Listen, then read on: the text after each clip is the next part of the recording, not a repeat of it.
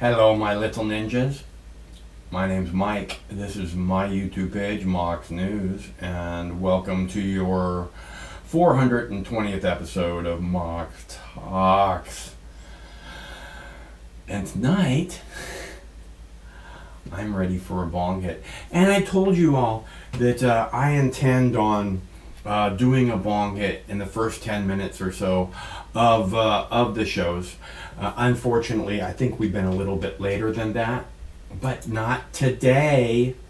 Today, we're going to go for it right away. That'll teach those fuckers who don't show up on time. Huh? So I have, I didn't want to talk about Chris Rock. I said I don't want to talk about Chris Rock. The thing is that I was watching these ladies discussing the Chris Rock thing earlier, and they said, what if a white man had slapped Chris Rock? And I was like, how come I didn't think of that? You would think that would be a big part of the discussion, but I guess if that was part of the discussion, then you'd have to talk about phony racism, because people are shocked that a white man did it, but a black man does it.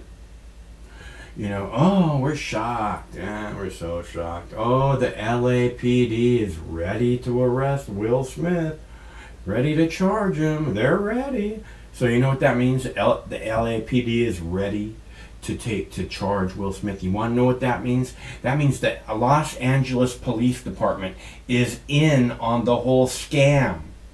Okay? Because Will Smith is not about to be arrested. Chris Rock is not going to press charges. He didn't even touch him. Oh my God. Why am I talking about this? Alright, so what we really need to do is have a bong hit, because I'm ready. I am so ready. I'm going to go ahead, I'm going to play a quick video clip and heat up the bong. This isn't about Chris Rock. This is to get us, this is a bong warming video. Is that one now? Yeah, this is a bong warming video. My favorite kind. So I'm going to play that and warm up my lovely piece of glass so that we can have a lovely bong hit together. Because you were so kind as to show up early, on time, ready to go, and I don't want to make you wait. I don't want to make you suffer waiting for that. When is he gonna take a bong hit? So I'm gonna play a video for you, and which video? Not that tab. Clip number 11. I'm gonna play a video for you. Is that it? Clip number? No. Clip number 10. And warm up the bong so we can have a nice fat puff. Today is the deadline for the Biden administration to complete its review of Title 42. That's the Trump-era public health policy that denies most migrants who come to the border the ability to seek asylum. Christine Frizzell has the latest warnings from Washington on what could happen if that public health order is lifted. Hola. If Title 42 restrictions are lifted, the Department of Homeland Security estimates as many as 18,000 migrants per day may make their way to the southern border, seeking entry into the United States. That could mean 540,000 in a single month. Compare that to the highest month of 2021, July, when an already overwhelmed Border Patrol dealt with 213,000. Look at these numbers, folks. And this is with Title 42 in place. Senate Republicans drilling down on the notion every state is now a border state. What we're seeing month after month are more overdoses and more deaths from illegal drugs that are coming across that southern border. Blaming the Biden administration for the surge. 3 decisions: halting construction of the wall, reinstating the failed policy of catch and release, and ending the incredibly successful Remain in Mexico policy. Still, it is ultimately up to Congress to create long-lasting laws. if this border issue is as severe as you all say it is, why isn't, immigration reform legislation that even just a couple Democrats could get on board with not the, number one priority? So far, we've seen zero interest on the part of the administration. We can't pass a law without a presidential signature. Immigrant advocates say it's long past time for Title 42 to be lifted, with COVID restrictions nationwide going away as well. Also insisting allowing more migrants could help the U.S. economy. Now we see all the shortages that exist in the workforce, in healthcare, in essential workers, and they're here to address that need. The Biden administration does appear to be preparing for a massive surge, with new detention facilities being built and a just announced policy to expand efforts to vaccinate migrants at the border. We've also learned the Department of Homeland Security has now asked the Pentagon for help on this matter. That means soon U.S. troops could be sent to the border to serve as reinforcements for an immigration system already stretched thin. In Washington, I'm Christine Frizzau.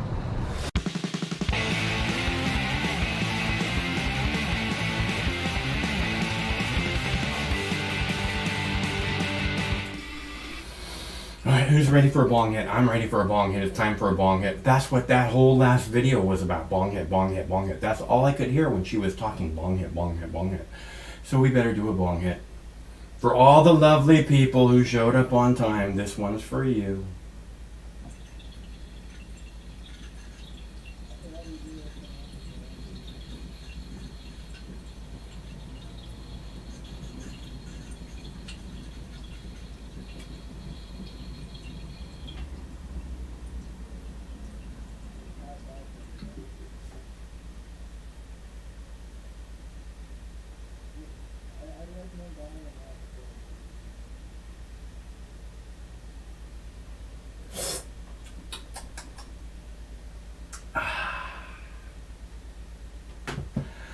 We'll have to do another one of those really soon, because I'm feeling much better now.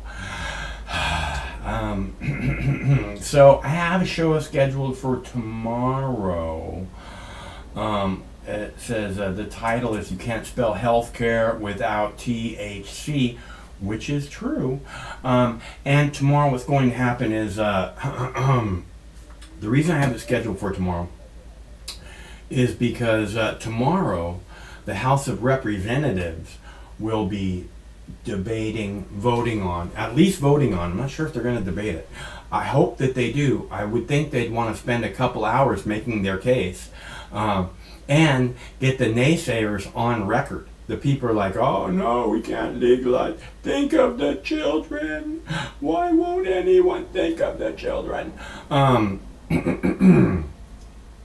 So I figure that that tomorrow we'll be able to get some pretty good clips out of that debate, and quite possibly we should do a show so that we can talk about it, because the importance of THC cannot be cannabis cannot be overstated.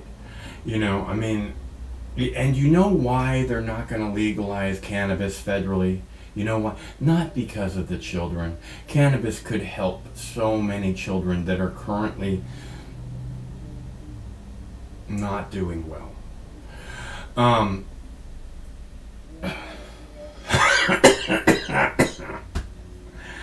That being said, it's not just the children. They're going to be the reason we can't vote for this is because of the children. Think of the children. Or because they don't have proper, laws in place to legalize it. And I honestly am very concerned about the federal legalization of cannabis, because I can see them going, think of the children, and then making it so that strains like Girl Scout cookies aren't going to be allowed anymore. That just attracts children. Grape snow cone, come on. Cotton candy, what is it you think they're trying to attract here? Stoners? People with the munchies? That would be my guess.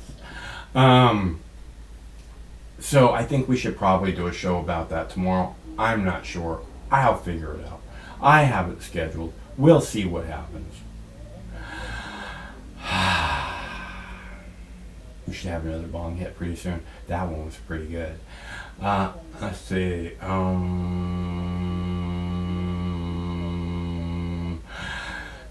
Thanks, Jackie Cat. Jackie Cat is so positive. If it wasn't for her, I'd be like, nobody loves me. But I know Jackie Cat does. Out to you, sister. Okay, where were we?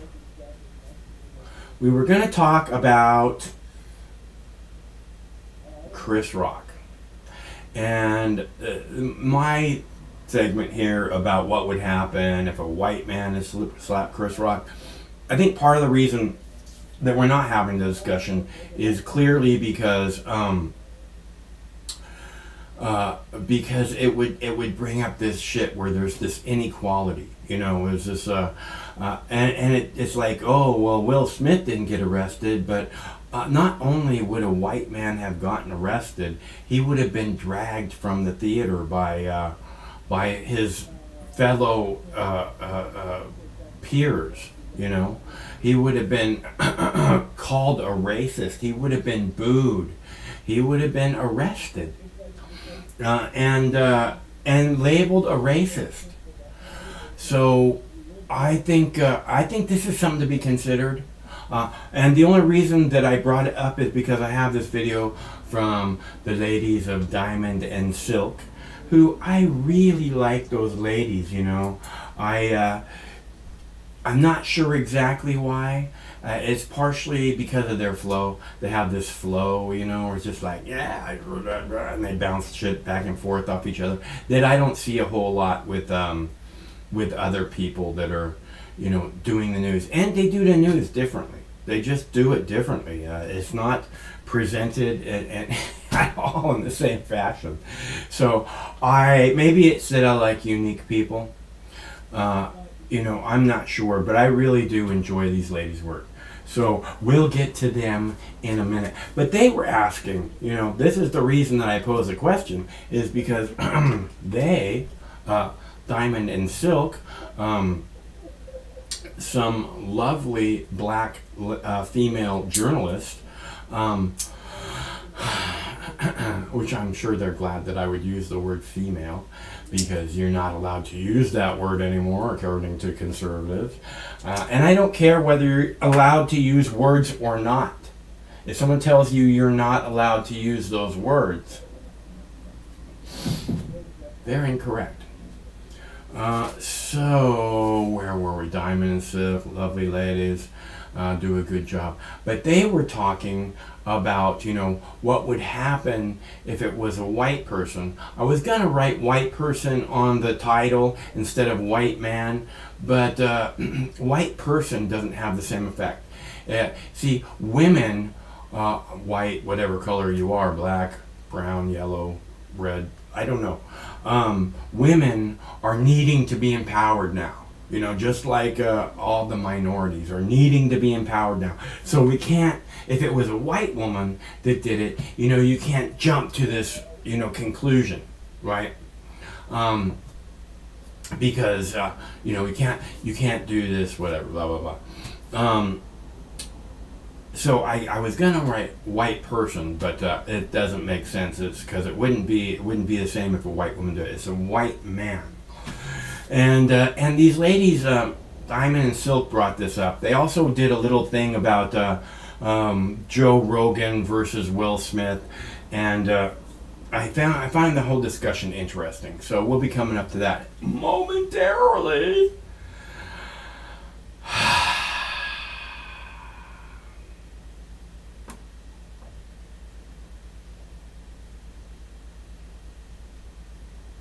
What are we doing now?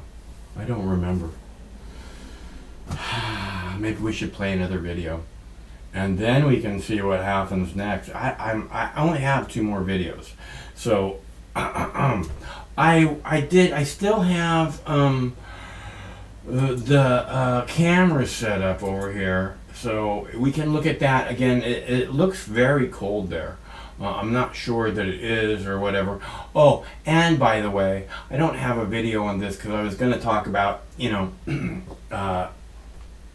Chris Rock and Will Smith, because that's what's really important. But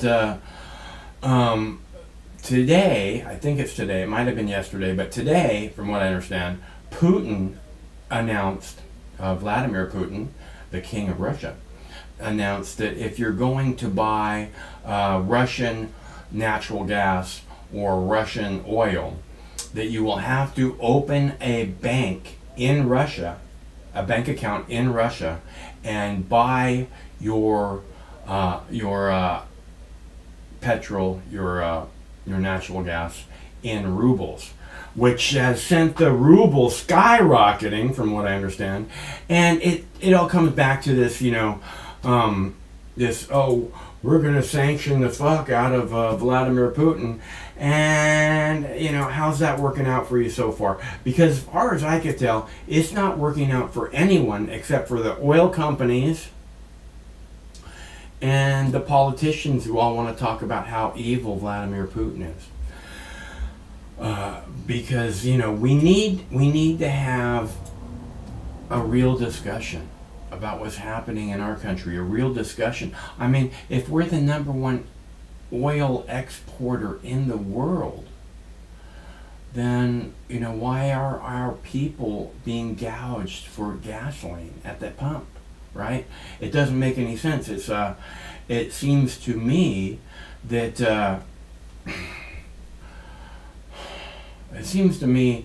we should have some of the cheapest gasoline prices in the world. And that the reason that we don't is because the people who made the deal with, I should say, who sold our natural resources from under our feet to horrible oil companies, the people who did that made the shittiest deal possible. Because it would have been easy to go, okay, you can have this oil and you can sell it around the world, but gasoline in the United States will not exceed 99 cents a gallon. And if you don't like that, we'll find someone else to make the deal. They would have jumped at that deal. They would have jumped so hard at that deal. But no, see, the problem is, they didn't want that deal, and all the politicians that they own said, whatever you want, master. So the American people are once again fucked by large companies and our own government, who's like, oh, we're going to release 1 million barrels a day. I'm going to tell you something. That's not going to do a fucking thing for the price at the gas pump. Not a fucking thing. So it's a joke. It's a complete joke. And I never understand this, natural reserve. No, it's security reserve. It's not that. It's gasoline reserve, whatever it is, right? Oil reserve. It's supposed to be this thing in case of emergencies, emergency reserve of oil, right? And in my opinion, that's not what it's called. What the fuck is it called? Let's see.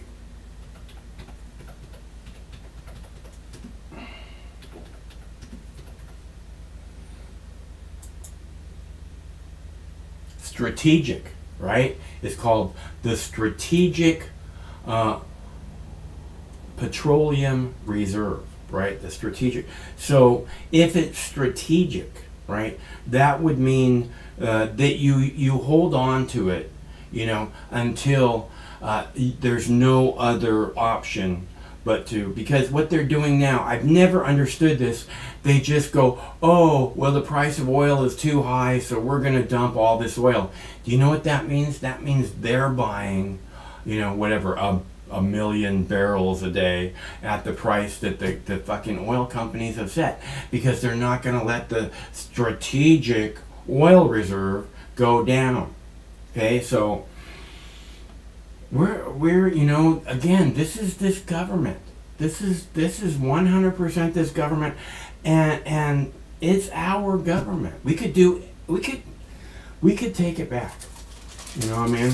I don't think it's an impossibility. I think that if we could just get beyond this bullshit divisions, right? I don't understand. Well, I guess I understand, you know, the division, but it's something that's a programmed thing, you know. I don't think that's really who people are. I think that, you know, I was thinking about it earlier, and I've talked about this in the past, that children should be taught empathy in school from the time they join kindergarten until like the 11th grade, right? Well, through the 11th grade, the senior year, they don't have to take empathy. They should have it by then.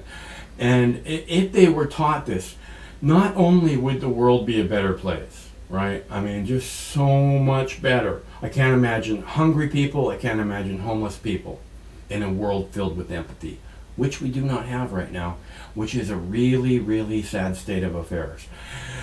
That being said, if you taught children empathy for 11 years in school, 12 years in school, however long they're going to be in this, you know, grade school, elementary school, high school, whatever, you taught them this, and then there'd be all kinds of college classes on it, but it wouldn't be mandatory because they would have already been explained. They're just, you know, so you teach it to the kids, and not only does it make the world a nicer place, but think about how many fewer people would die from stress, right? Because instead of being all aggro at this person who just cut you off on the freeway, or some dickhole at the grocery store who did whatever that irritated the fuck out of you, imagine if instead of getting angry, you looked at those people and you just thought, you know,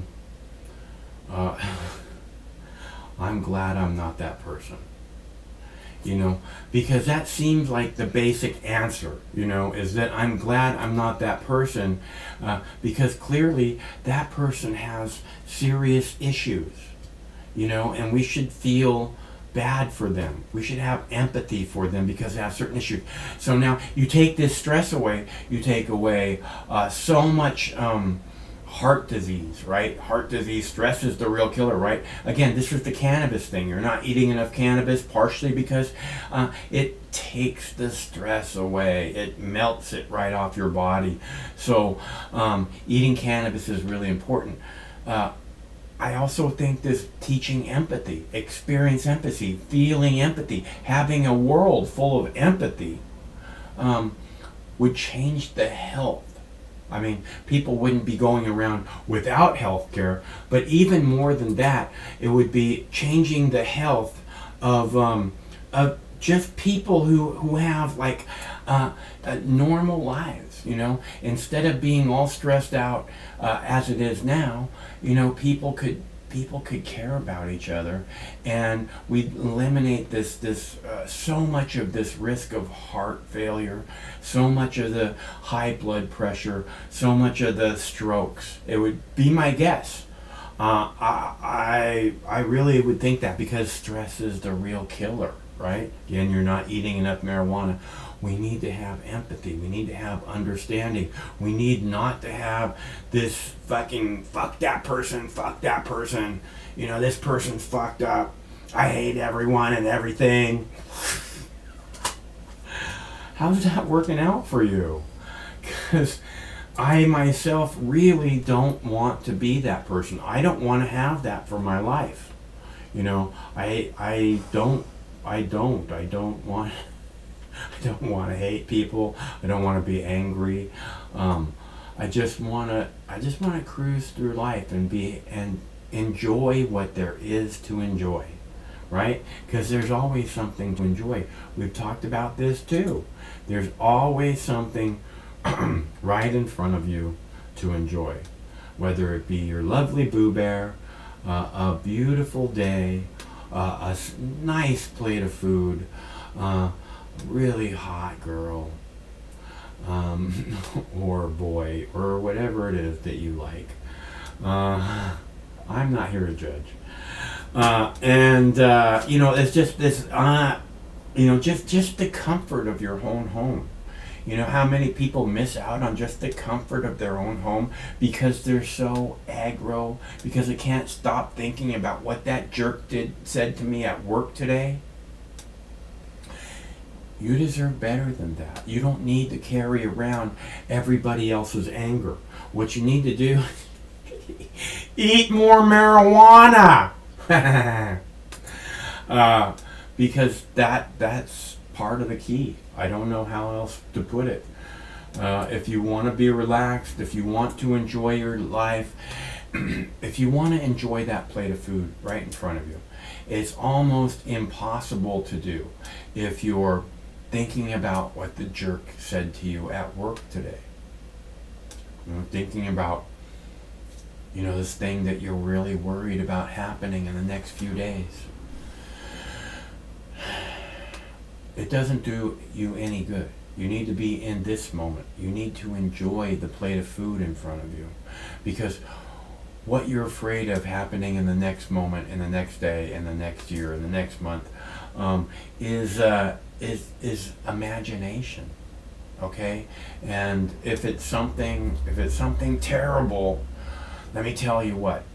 You're a strong person. And you will deal with it.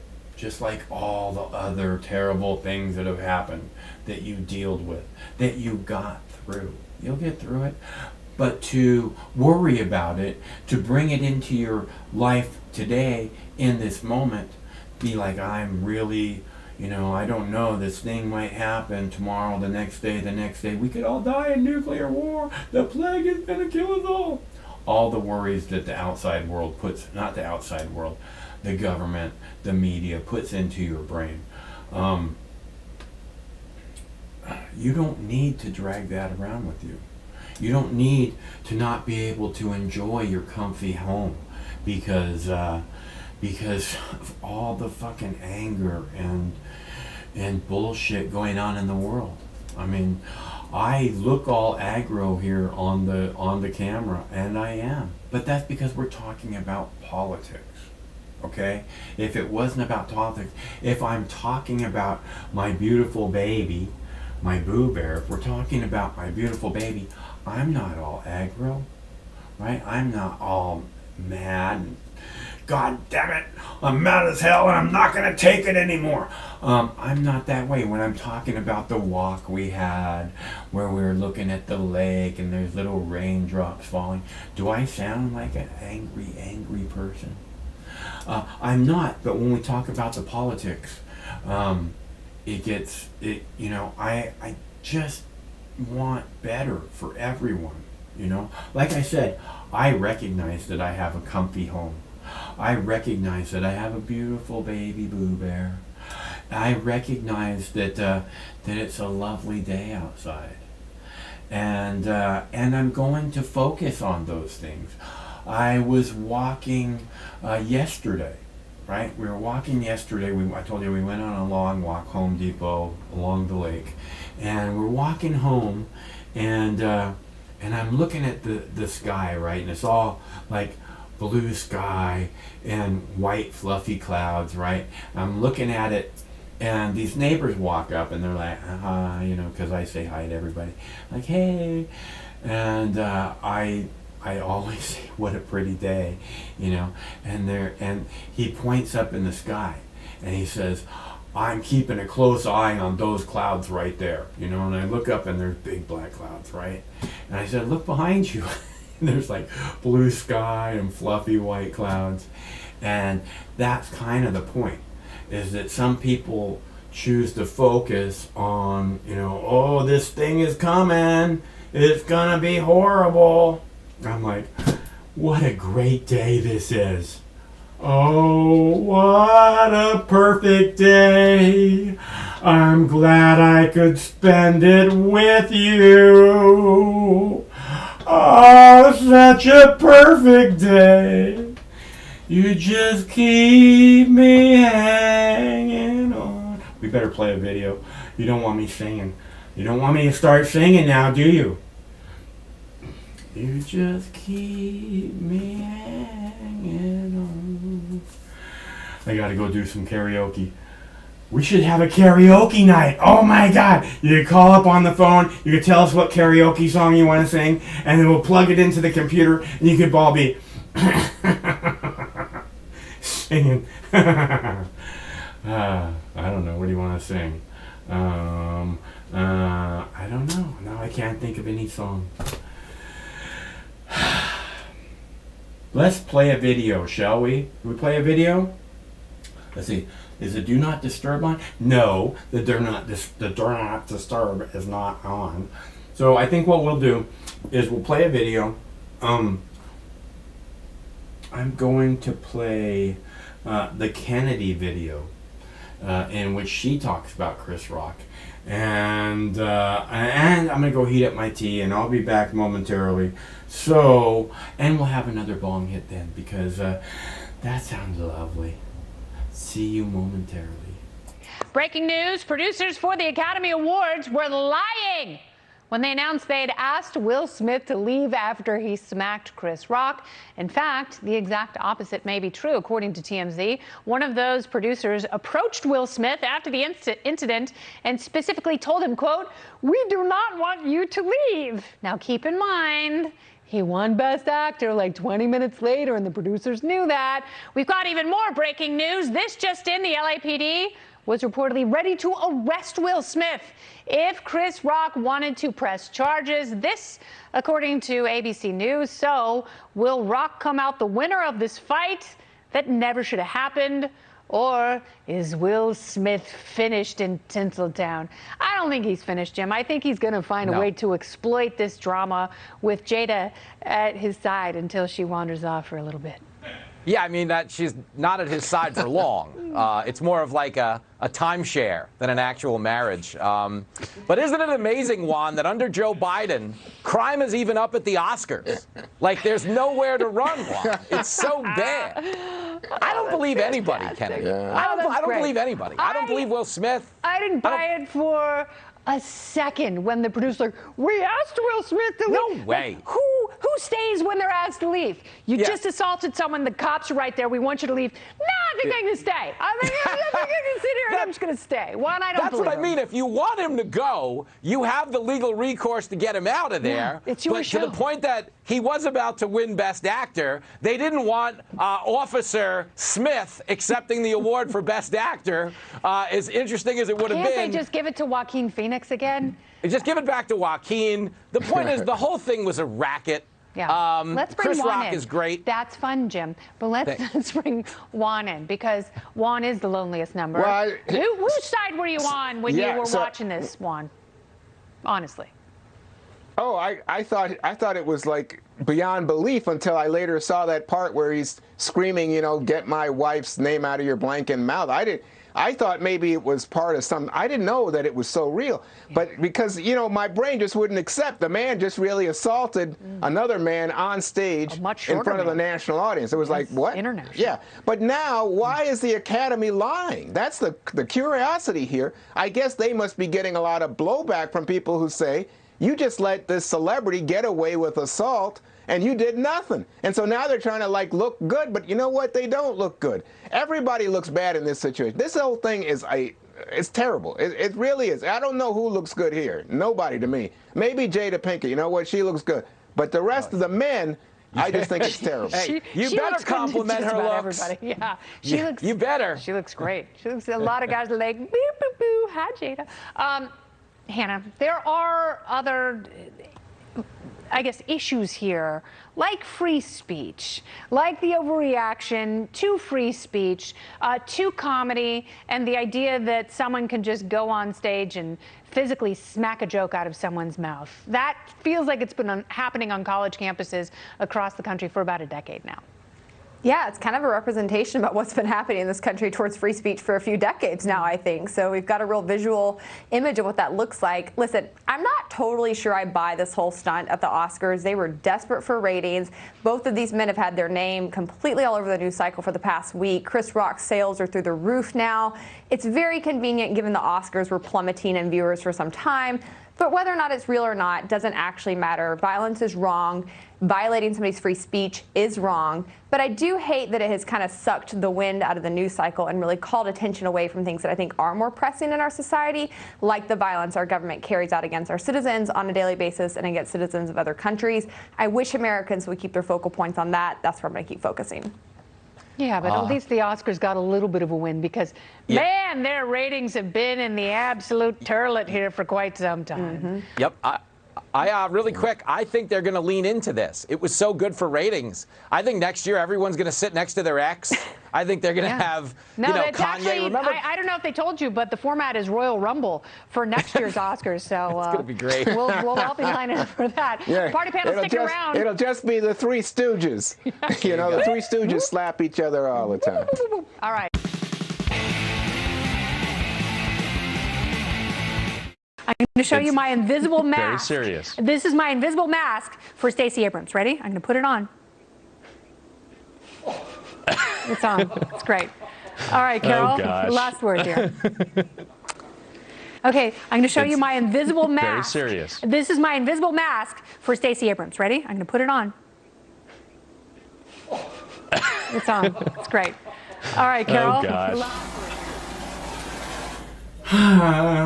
I don't think I've ever seen another journalist, news host, flip off a politician on camera. Especially not in the middle of her show. So where were we? We're going to do a nice fat bong hit. And you know what? This one is for Jackie Cat because it is Dabs for Donations Thursday. And she's just so kind. I'm telling you, I feel guilty. She's so dang kind. So if anyone else would like to be kind, first we'll do a bong hit for Jackie Cat.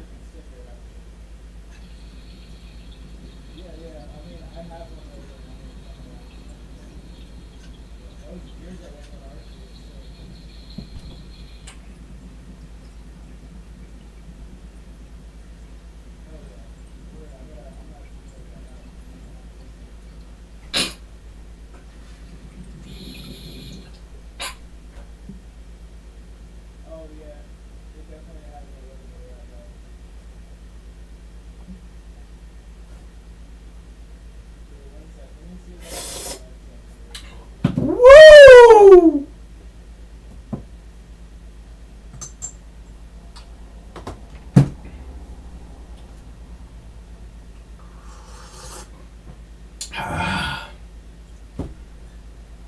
Jackie Cat! Woo! And if anybody else would like me to do a bong hit in your honor, it will be my pleasure. Again, it is Dabs for Donations Thursday, and the first one goes to Jackie Cat. Who will be next? Actually, the first one went to everybody who showed up on time. So I am doing my best to do an early bong hit for those people who show up on time and are waiting for me to do a bong hit, because I don't want to make them wait too long, and it's so nice of them to show up on time. So first one's for you guys, and that one, which was a killer puff, is for Jackie Cat, because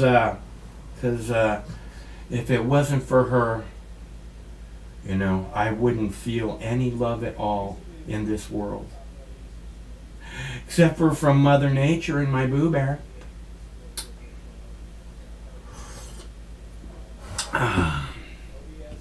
Jackie Cat's right up there.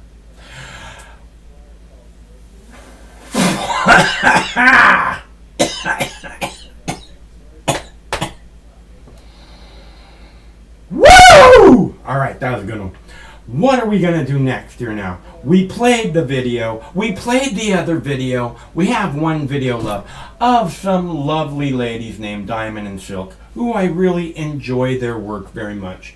And again, they posed the question earlier in the day. What would have happened if it was a white man that slapped Chris Rock? And as you saw in the last clip, they were talking about how desperate the Academy Awards are for an audience, which was like the very first thing that I said. They're so desperate. And next year, people are just going to be sitting on their seat. And Chris Rock hasn't been announced, but Chris Rock's going to host it again next year because, you know, he deserves it, especially after the blah, blah, blah stunt that we did. And, of course, I don't know if they mentioned in this last clip, but I mentioned it. The L.A. police is ready to charge Will Smith, which tells me that the Los Angeles police is in on the stunt also. Is bought and paid for. Just like, I guess, all the other police departments. I mean, not that I guess, I know. All the other police departments are just as bought and paid for as the Los Angeles Police Department. Which is, again, is this fucked up comply or die police state that won't even try and make it a better place for all of us. You know, you have to be at this certain level of income, which is not you know, this up here, okay? You have to be at that level of income or you're going to be treated like shit by the police, okay? They're going to look at you as if you're a threat. I might not, I mean, this is how they look at me. I remember one of them asked me if I was a sexual deviant one time.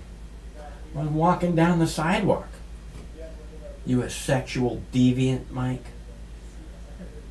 Maybe. That's, you know, I guess it's who's asking.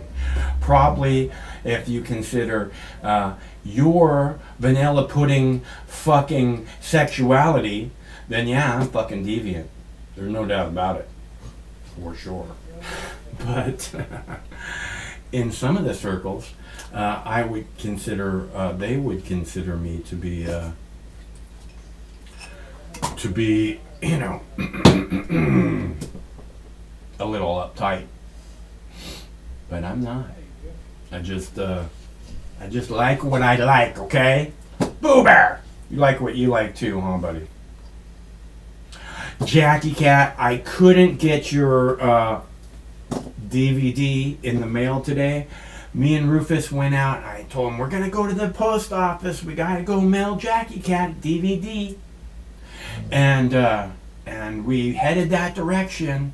And then he's like, I don't want to go to the post office. He didn't want to walk very far. We walked like 2.5 hours yesterday. So, and I think I got to do his pads again. You know, they get like scruffy. So he put this stuff on them, this balm. I showed you the tin of it. It works really well. Where were we? Jackie Cat. Jackie Cat. You guys are going to make me sing again? Or are you just going to make me ramble on? Is that what you're going to make me do?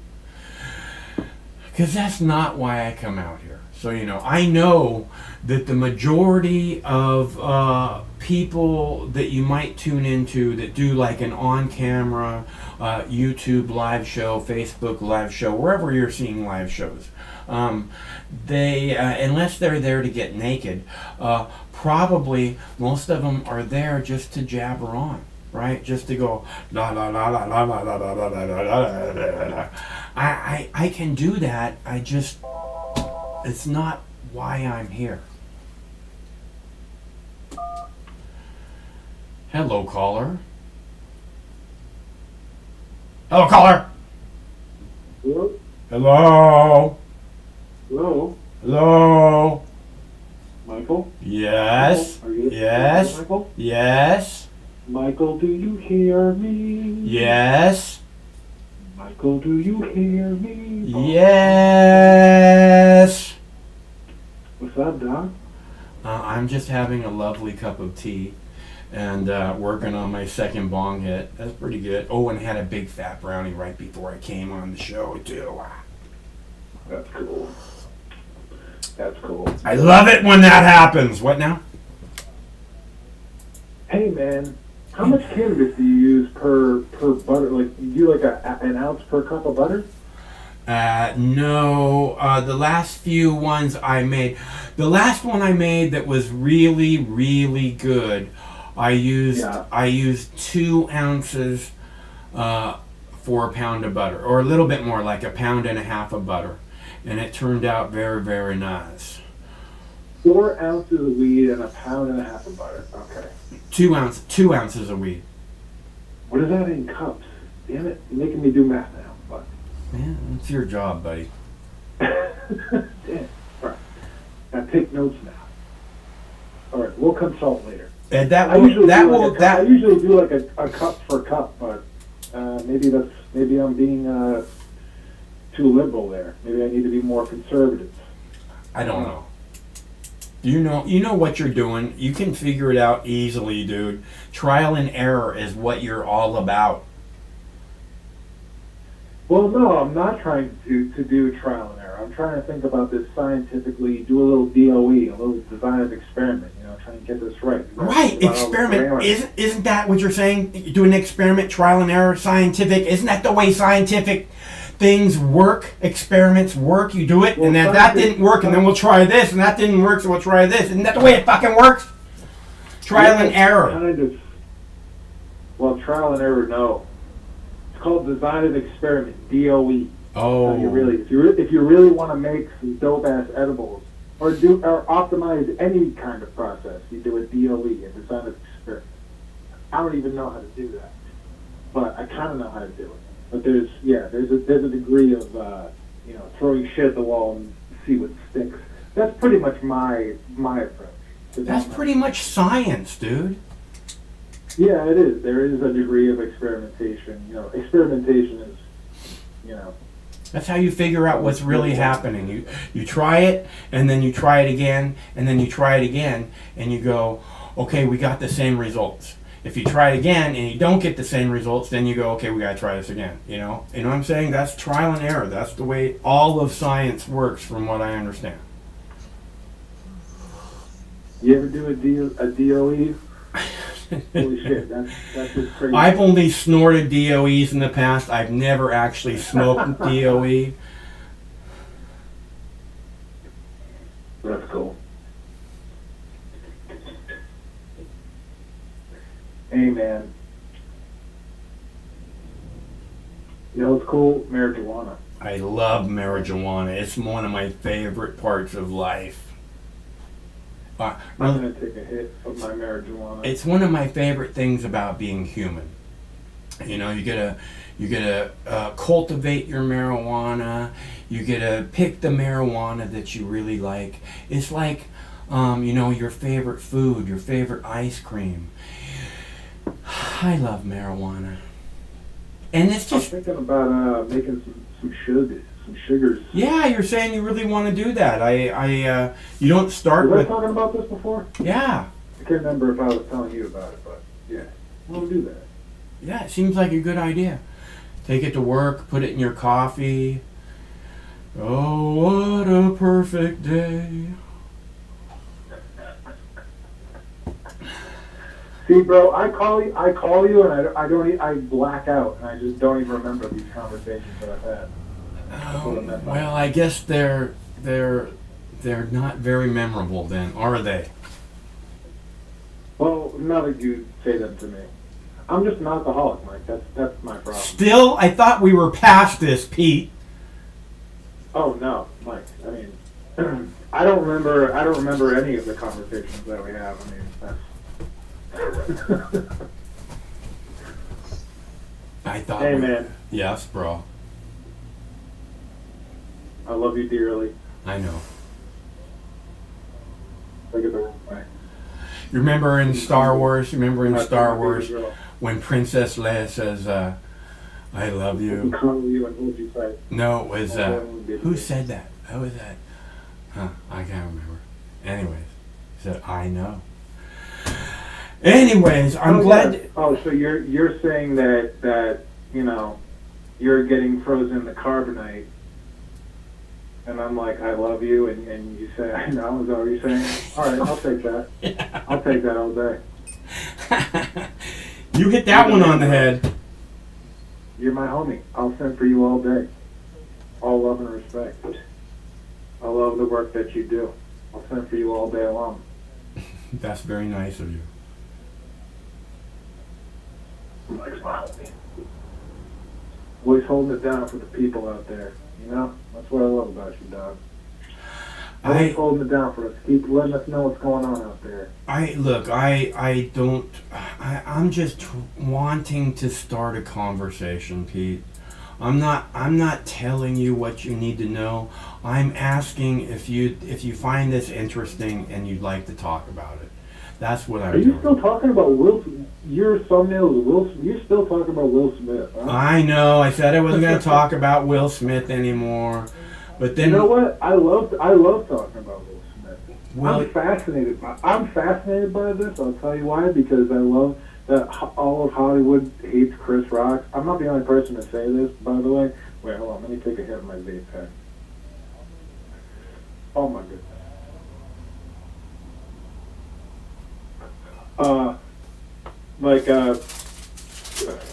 Everyone in that audience fucking hated Chris Rock because Chris Rock's making fun of all these Hollywood jerk-offs.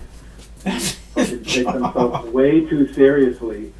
Yeah, they're these delusional asshole Hollywood fucking actors. They're rich, they live on their fucking yachts and they're bullshit, and they don't know what's going on in the fucking world. They're completely disconnected, and Chris Rock is out there busting their balls, giving them a little fucking roast, which is funny for normal people to watch. And then this horseshit douchebag takes himself way too seriously, actor, has to fucking go on stage and slap him. And he laughed at first, by the way, when Chris Rock made his corny fucking G.I. Jane joke.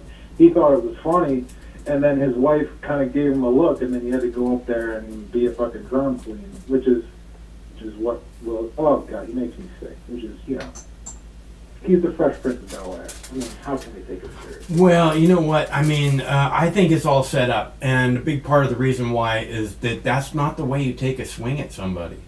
It's just not the way it's done. And if you go and take a swing at somebody like that, this guy is going to knock you down, step on top of you, and pummel you. So. None of it looks real. None of it makes any sense, except what Kennedy said in the last clip is that they're desperate for ratings. I'll tell you why I don't think it is, because neither one of them looks good.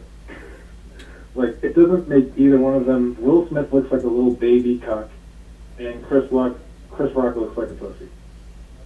So it's not really a good career move for either one. I don't know that Chris Rock. I think it was a genuine. I think Will Smith is just genuinely a douchebag Hollywood guy, and Chris Rock was just genuinely busting his balls, and Will Smith a sensitive douchebag Hollywood actor who takes himself too seriously and can't take a joke.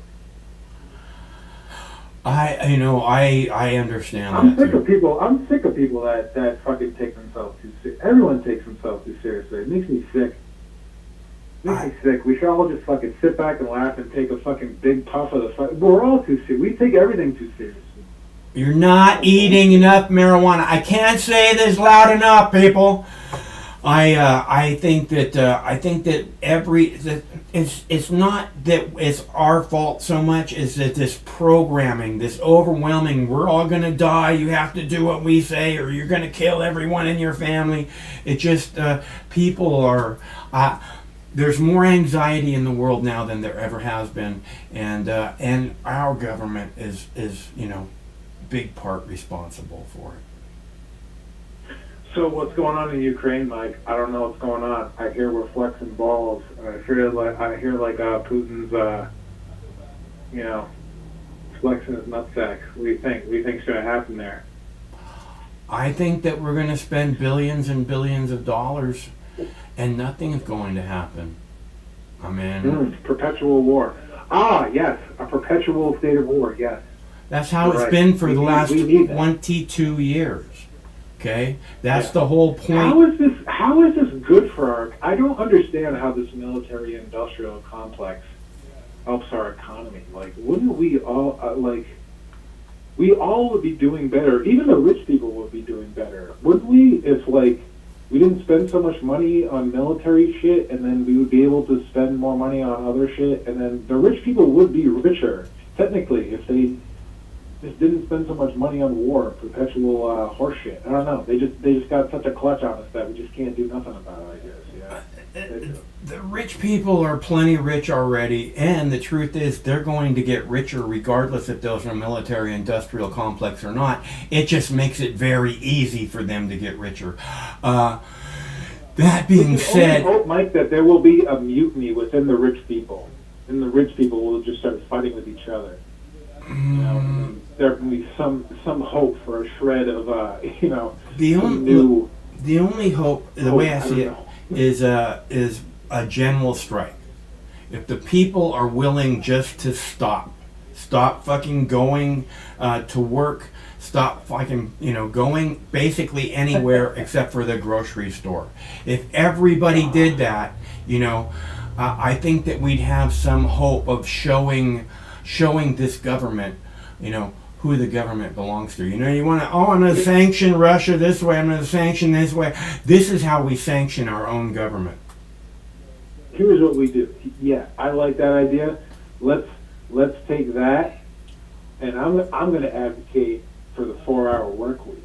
We'd be like some of these European countries. You'd be like, fuck you. You know what? We're not going to work 5 hours a week. We're all going to work 4 hours a week. No, suck our dick. Hours? You're saying hours? You mean hours? 4 hours? Sorry, 4 days. You're like, in Europe, they only work 5 hours a week? Fucking A, man. Shout out Europe. No, yeah. For some kind, like we focus so much on productivity. It's like produce, consume. Why? Why do we? I know in Europe, minimalist. We need more minimalist lifestyles. We can work 4 days a week and live free. Because of bullshit. I think a 4 day a week work week would drop a lot of the stress also, because people really aren't getting. A lot of people don't work a 5 day week. They work much longer than that. Yes, absolutely. I'm working like crazy long hours now. But I'm telling you, if people work less hours a week, productivity would actually, I think, be better. I would think so too, because they'd be more well rested, like I just said, and more happy. It's so much easier to be happy when you're well rested, and they could have this to look forward to, their 3 day weekend. But you were talking about Europe. Right. Hashtag Mox General fucking strike. Yeah. I'm doing it. Good idea. In Europe, not only, I suppose, do they work a 4 day work week, but also they get mandated vacation time, like 3 or 4 times a year. They get like a week or 2 weeks off. So well, let's not get crazy. Here. Look. The Europeans go fucking crazy. The government does way too much for the Europeans, and Americans. We're not about the government. We don't want the government involved in our shit. So let's not try to be just like Europe. Do you really think that? I think the American model should be hands off, like less government, more local government, like less centralization. That's what we should advocate. Do you think the government? I don't like the European style. Do you think the government's not involved right now on how much vacation U.S. U.S. workers get, the working class? Or you think they're not involved in how much time they get? I don't know about government, because I work for a company that has a dope-ass vacation time. Well, then it's easy for you to say, yeah, what the fuck are you talking about giving people vacation time? Yes, people should get vacation time. The government shouldn't give people vacation time. Who else is going to do it? The government shouldn't baby people. The government should just That's like saying they shouldn't have a minimum wage. They shouldn't have a 40-hour work week. And then just a second ago you said it's all about productivity. Hey man, look, it's all about what the people want to do. It's all about the people ruling. The government of the local people in that area should have rule of what they want to do. It's all about local government. That's what I'm for. The people deciding what they want to do. I'm about local democracy. That's what it should be. Decentralization. Centralization of power is the problem, with society. We need to work towards decentralization of power. Straight up. Hashtag fucking Donald Trump. Yeah, I think general strike would help a lot with the decentralization of power, because it would show that hashtag mocks general strike. Again, I think it a 4-day work week. We're fucking sick of this shit. We're sick of working for you fucks. We work for us. We're the ones that fucking make this fucking country go, not you cocksuckers. We're sick of being manipulated, and we don't need to work so hard. We don't need to work so hard. The only reason we work so hard is because you motherfuckers need to sell, and to sell all your shit. It's ridiculous. Make money, make money, make money. Yeah, the only reason that, shit's so expensive is because, one, because of all this fucking crazy inflation bullshit, but, if we just, were a more sustainable economy, it wouldn't be like this. Our government fucked us. That's why it's like this. I'm telling you, man, it's nonsense. Yes. More sustainable self-governance, and we'll be good. That's why we're fucked. We're led by this big centralized government that's led by corrupt military-industrial fucks. Right. We're fucked. Yeah, well, the government's completely corrupt too. I mean, the military-industrial fucks wouldn't be able to get away with anything if the government wasn't completely corrupt. The government is so corrupt that they're willing to go to war for the military-industrial complex at the drop of a hat, meaning they're so corrupt they're willing to go and kill people so that the military-industrial complex, for-profit military-industrial complex has the ability to make even more money. Which, even if they don't send troops into Ukraine, they're sending billions of dollars in weapons, and they're sending these volunteers, and the volunteers cost $1,000 a day plus. So, because all volunteers make $1,000 a day plus, didn't you know that? That's why they volunteer. Yeah, we hear in the news that, the Russians are getting their asses kicked, but I don't know how much I believe of that. I find that difficult to believe. But I also kind of believe some shit like Putin has a lot of people, he believes that, his advisors in his military are not advising him. There may be some kind of internal disputes within the Russian government, which, is probably true. There may be some type of internal power struggle there, or so it seems. Where are you hearing? Where are you hearing American that? propaganda. Yeah, this is what's happening. Is this? It's the same thing as always. Why are we need more war? These people are evil. We have to do something about it. And look how evil they are. Look what they're doing to the gas prices. We need to sanction them more. Exactly. Dude, I like that you brought that up, because the whole gas price thing is we've had such bad inflation, and they blame that on Russia. Right. They're fucking political. Give me a fucking break. I'm not fucking 5 years old.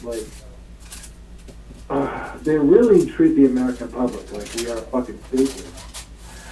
Oh, God. It's because this is the same stuff that they've done over and over again, and they get away with it, and they get away with it, and they get away with it. So it is entirely possible that the American people are stupid, or they just. I honestly think we're not stupid. We're just ignorant. I think that they're hypnotized.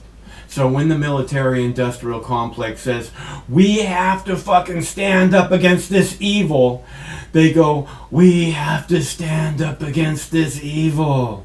Because they're so hypnotized and programmed. It's not that they're bad people, it's not that they're stupid people, it's that they're overworked and programmed into believing evil people.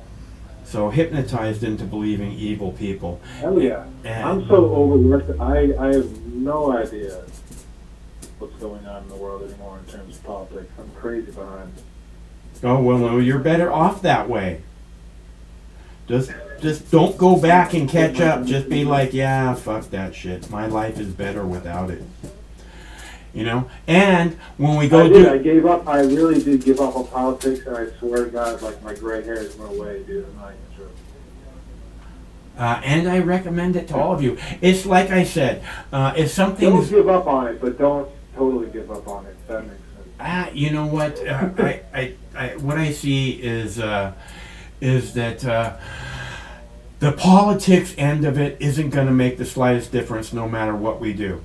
That's the way I see it. That's the way I see it. And I'm not going to change that story. Now, what we can do, the only hope of us overcoming this evil that is the U.S. government, is to come together, is to recognize it as the evil that it is, and to take it back by whatever means possible. And I think all we have to do is sit down. That's it. All we have to do is sit down. Stop buying shit off of Amazon for 2 weeks, man. Oh my God. There's going to be some shit happening then. We will have their attention for sure. Okay? You're right. I really do need to spend some And if there's really anything happening that you need to know Amazon about... does support some local companies, though, because sometimes, like, I buy skateboards off of Amazon that, like, I can't find them anywhere except on Amazon. Right. But Amazon, I'm not saying... I get it from some skate shop in New Hampshire so that skate shop's making... I'm sure Amazon's fucking them to some degree, but... Well, look, I'm not saying to stop buying stuff off of Amazon. What I'm saying is that if we do this strike, if we all come together in this way, and then maybe can you live without buying stuff off of Amazon for a month, Pete? We should. Yeah, I should. So this is all I'm saying. You're like, oh, I can only get this thing. Well, you'll know that the strike is coming up because that's how we all get together and make it happen. And so if you need this shit off of Amazon, now's the time to get it. So you're ready to get through this. Support local businesses, man. We should support. There's local, distribution type shits that do that shit, and we should just we're lazy and we go to Amazon. We should be more proactive in supporting our local communities. Again, I'm not telling you where to buy stuff. I'm telling you that we stop buying everything except for groceries. If you need to get gas, you get gas. But we're not going to work. We're not fucking going to, the movies. We're not buying pay-per-view movies on TV. Whoa. Yeah, what? I'm talking about a month. You can't live for a month without this shit. I love movies. I don't need to pay for them. You're attacking the wrong people. What? Look, all right, don't go to a Walmart. Don't go to like I said, go grocery shopping. Groceries for a month. Yeah. That's all you need. Okay? You don't, and if you need something else, like Q-tips or toothpaste, then you'll know about this coming up. And you can get those things at the grocery store too. So you don't have to go to Amazon or whatever to make that happen. Right?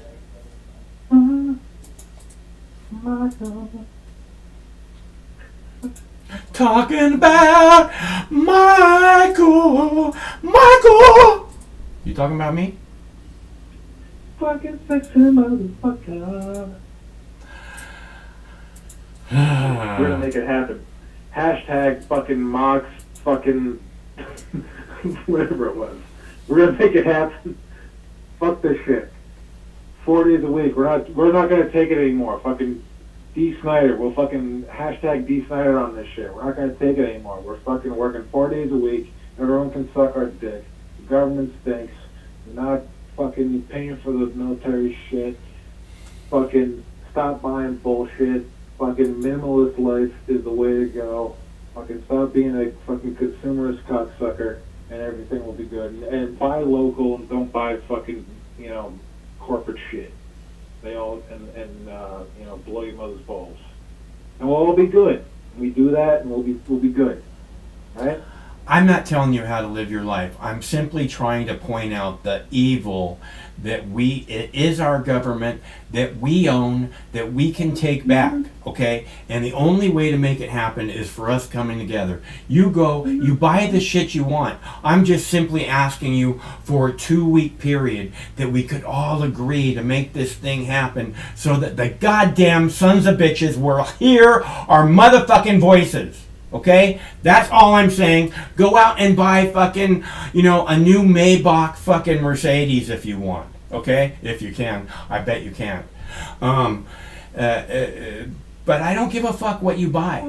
I just care about this time when we all come together and take our fucking planet back. Because right now it's evil motherfuckers and they act like they're doing their evil in our name, and we all deserve better than that. That's all I'm saying. Yeah.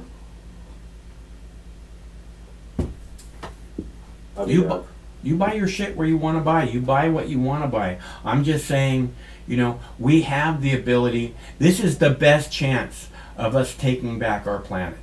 And I think it would probably spread, not just in the United States, but my guess is it would spread around the world. There'd be the mock general strike day, and then hopefully it would spread into weeks. Not too many weeks, but a few weeks. What now? Look at these motherfuckers. They ain't got no shot. They ain't shit without us. That's what I keep saying. It's our fucking government. It's our streets. It's our fucking social media platforms. These fucking cunts like Mark Zuckerberg, they gotta go. I like that. I'm not a big Kid Rock fan, but I like his new song. Huh. We the People. Oh yeah? I don't know it. Did you listen to Kid Rock's new song, We the People? It's pretty funny. You should listen to it. You'll get a kick out of it. It's funny. Cool. I kind of like him after listening to that song. I didn't know he loved the people so much, but apparently he does. I thought he was just like some jerk off, like rock rap Southern guy. But I guess he's kind of cool. So yeah, listen to that song if you want. He seems pretty real for being a rock star and all. Yeah, I like him. I like that song, and I kind of like the video. Pretty funny. All right, man, I'm going to take off. I've been talking way too long. I apologize. Yeah, I'm the one doing all the talking, Pete. Okay. Bye, buddy. Good to hear from you, bro. Squeeze your nips. Stay cool. Love your mom. Bye. That's our buddy Pete, formerly from Rhode Island. And is Dabs for Donations Thursday. If anyone would care to give Mox News a dab, I will be most happy to do a dab in your honor, just as we did for Jackie Cat, the lovely, the wonderful, the one and only Jackie Cat. We did a nice fat puff for her earlier because of her generous donation. If it wasn't for you, sister, I'd have no love at all. Except for from Mother Nature and my Boo Bear. Because I feel overwhelmingly loved by both of them. Which is nice. Got that going for me. Which is nice. That's the line from Caddyshack.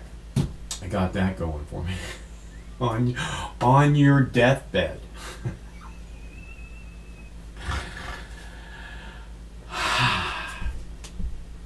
You will receive total consciousness. So I got that going for me. Which is nice. What are we going to do next here, boys and girls? Does anybody want to talk about Chris Rock? Anybody? Why would you want to? I'm going to play this other video from the lovely ladies of Diamond and Silk, who I really enjoy their work. I actually never remember watching them a single time when they were on YouTube. They got kicked off and banned from YouTube, from what I understand, from what I've heard, and which the best of us have been. So I enjoy their work. I hadn't ever seen it on YouTube. I'm not sure what it was like before that. I've only seen it on television, and I always seem to enjoy it. I come back to it again and again. They're going to vote on the federal legalization of cannabis tomorrow, and I was very disappointed that Kennedy didn't talk about it today on her show, because it seems like the kind of thing where she has the pulse on what's happening, and this is important. In my opinion, there's no way it's going to happen. Although the House of Representatives may pass it, there's no way the Senate's going to pass it. And I seriously doubt the House of Representatives will, although they make it look easily like the controlled opposition, don't you know? So I have a show scheduled for tomorrow night, which is April Fool's Day, and it's about healthcare and cannabis, and I think we'll probably be able to get a few good clips out of that, out of the debate, if there is a debate. My bet is there's a good chance there won't be a debate, and the reason is they don't want to go on record about this stuff. They'll vote for it, but not vote for it. But voting for it is very different than having a YouTube clip that gets 10 million views of you talking about the dangers of cannabis. Don't you know?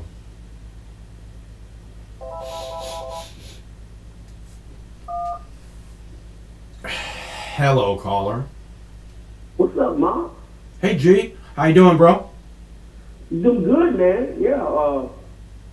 I thought you got done doing something. I just come online. I see your show was still on. Yeah, man. So is that the theme? Chris Rock getting smacked by Will Smith? Well, the theme is, what would have happened if a white man had slapped Chris Rock? Or either a white Jewish comedian would have told that joke, what Will Smith would have did. Yeah. It's you know what's sad is that we're even discussing it like that. At the end of the day, that's one privileged Hollywood fucker who just assaulted a person and got away with it in front of thousands of people. I think you're right. I think it is sad that this question has been framed in this way. I take completely. But it's like that with everything these days. Right. That's what I'm saying is that it's sad. Yeah. Because that's what we're seeing. That's what we're seeing everywhere, and it's really it's again one of these ways that they have us all divided completely unnecessarily. Yeah, Mark, it's funny that when you was talking that way, when we were bringing up that little topic, you said it was sad that we discussing it. But that's who we just are, because that is something obviously that is on everybody's mind right now. When 12 years ago it really wasn't. Right. And yeah, that's where I'm like, we're gonna go left field, like, because I was in the military back then, and I never seen it. Well, I never seen it in the military, period. To be honest, I never seen it. Of course, you had your cliques, your buddies, and people feel comfortable associating with people from where they're from. Yeah. So you would always see like the soldiers from the South always together, and every soldier from Texas always hangs out together. They got their own fucking country. You let them say it. But, you had your cliques and stuff. People felt comfortable with who they with, and that was it. And now it's like, this and that, where people don't care about cops or I mean, like, in a bad way, don't care. We understand the cops, some of them, they get their down sometimes because they let their emotions get the best of them. But I hope Chris Rock sues the Academy and fucking Will Smith for like $200 million. That's what I hope happens. Well, you know what? I think if he did that, I would love to see that, because if he did that, that would mean that it wasn't staged. But if he doesn't do that, then again, that feeds into this narrative that it was staged. So. Yeah. Well, I say what's going to happen is behind closed doors, Chris Rock's going to get some money. Chris, look, it's going to be a big apology from Will Smith and the Academy, and some punishment, whatever they want to suspend Will Smith or whatever. I'm going to take the guy's Oscar away from, an action movie he did. If that's what they voted on him for best actor, that's his award, fuck it. But even like banning somebody is something that they don't want to do to their own kind, but they'll ban other people, and stuff like that. So it's interesting, because how do they do it? Stay fake, stay credible. Whenever 2 or 3 years ago, all the black people at the Oscars were saying none of us even get nominated for awards, and so they recalculated how they voted, and they put new people on the panel. I don't know who selects these fucking winners, by the way. Yeah. Right. And so a lot of great African American type talent just wasn't getting recognized, right? Yeah. So they made a big. I think one year they kind of boycotted, or some actors did, and then they changed it, and then this shit happened. You see what I'm saying? So then it's like, well, see, this is what happened. Okay, we changed the fucking rules for you or whatever, or we hired more people that would relate to what you're talking about that we don't have on our board, right? And then you motherfucking win the award, meaning a black person, and then you go and do this shit. Well, you do that shit before we give you the fucking award. So it's totally fucked up. Like all my buddies that I know that are black, they're all fucking what the fuck is wrong with Will Smith? Dude, that woman got it crazy. That's what all the black dudes say, and all of them say he was wrong. You know what I'm saying? Because that's not a good example. Again, if you're black and you have a platform like that, you have no idea how important you are to a lot of people. And your influence on the younger generation. So you go over and you do that, and now that fucks him up for all type of shit, man. And then Chris Rock just took it like that and behaved the way he behaved, looked straight like a bitch, because he was the more professional one in the room to do it. You think that Chris Rock looked bad because he didn't fight back or something? Well, it was an open hand slap, the most disrespectful way to touch a man, number one. Okay? So you never been kicked in the nuts before? No, but from another man, then that's a weak one on him. I'm looking at it that way, not pain, of course. And then has to stand up there and keep his composure that way, and was passing the Oscars to the winners. You know what I'm saying? So, it's extremely fucked up. But if he just showed out, he really looked out to try to be the bigger example to black men. Instead of what Will Smith did when his wife has had it, cheated on him openly and all this other stuff. He's just being the bigger man. Will Smith is acting like a little bitch. He's not going to draw me into that fucking game. Yeah. But it's sad though. Like when I see that and that beat in my phone and I went and watched it, I was very sad, man. I'm like, you gotta be kidding me. But yeah. But then again, Will Smith has put his entire family through all that. Him and his wife going public with their family situation. Yeah. So if he would have just been a quiet actor, which he always really has been up until it seems like she wants some fucking attention too. It's not like she's a good actress. She's not. If she's probably difficult to work with anyway because of who her husband. You think Will Smith is a good actor? I think he does well in comedy, but I'm not as a big of his action stuff. Yeah. Oh, I like Hancock. I thought Hancock was good, but it's kind of comedy. Go ahead.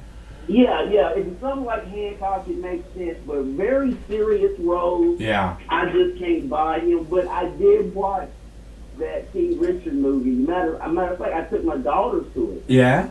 And my son and my wife went to a concert that Friday night. So Nice. The kids went to see it, and my baby ate too much popcorn, so he started hurting, so we had to leave early. But I came home and then I watched it on HBO, whatever it's called, on TV. Yeah. And it was a good movie. You know what I mean? It was a good movie about that family story, and he played it well, but I don't think he's a Leonardo DiCaprio. Hell no.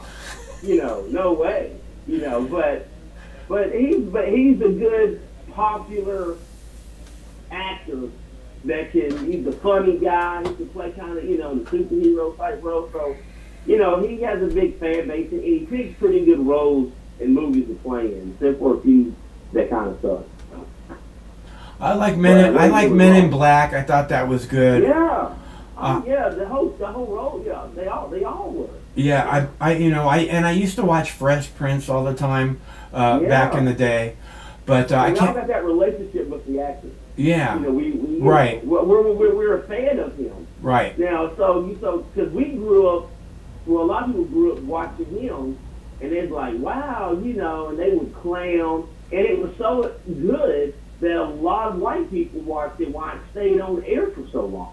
So it was a TV show that Will Smith kind of grew up in everybody's house. He always had a good persona. He never got caught up, never seen him behave this way, wasn't part of drive-bys or whatever. Right. Right.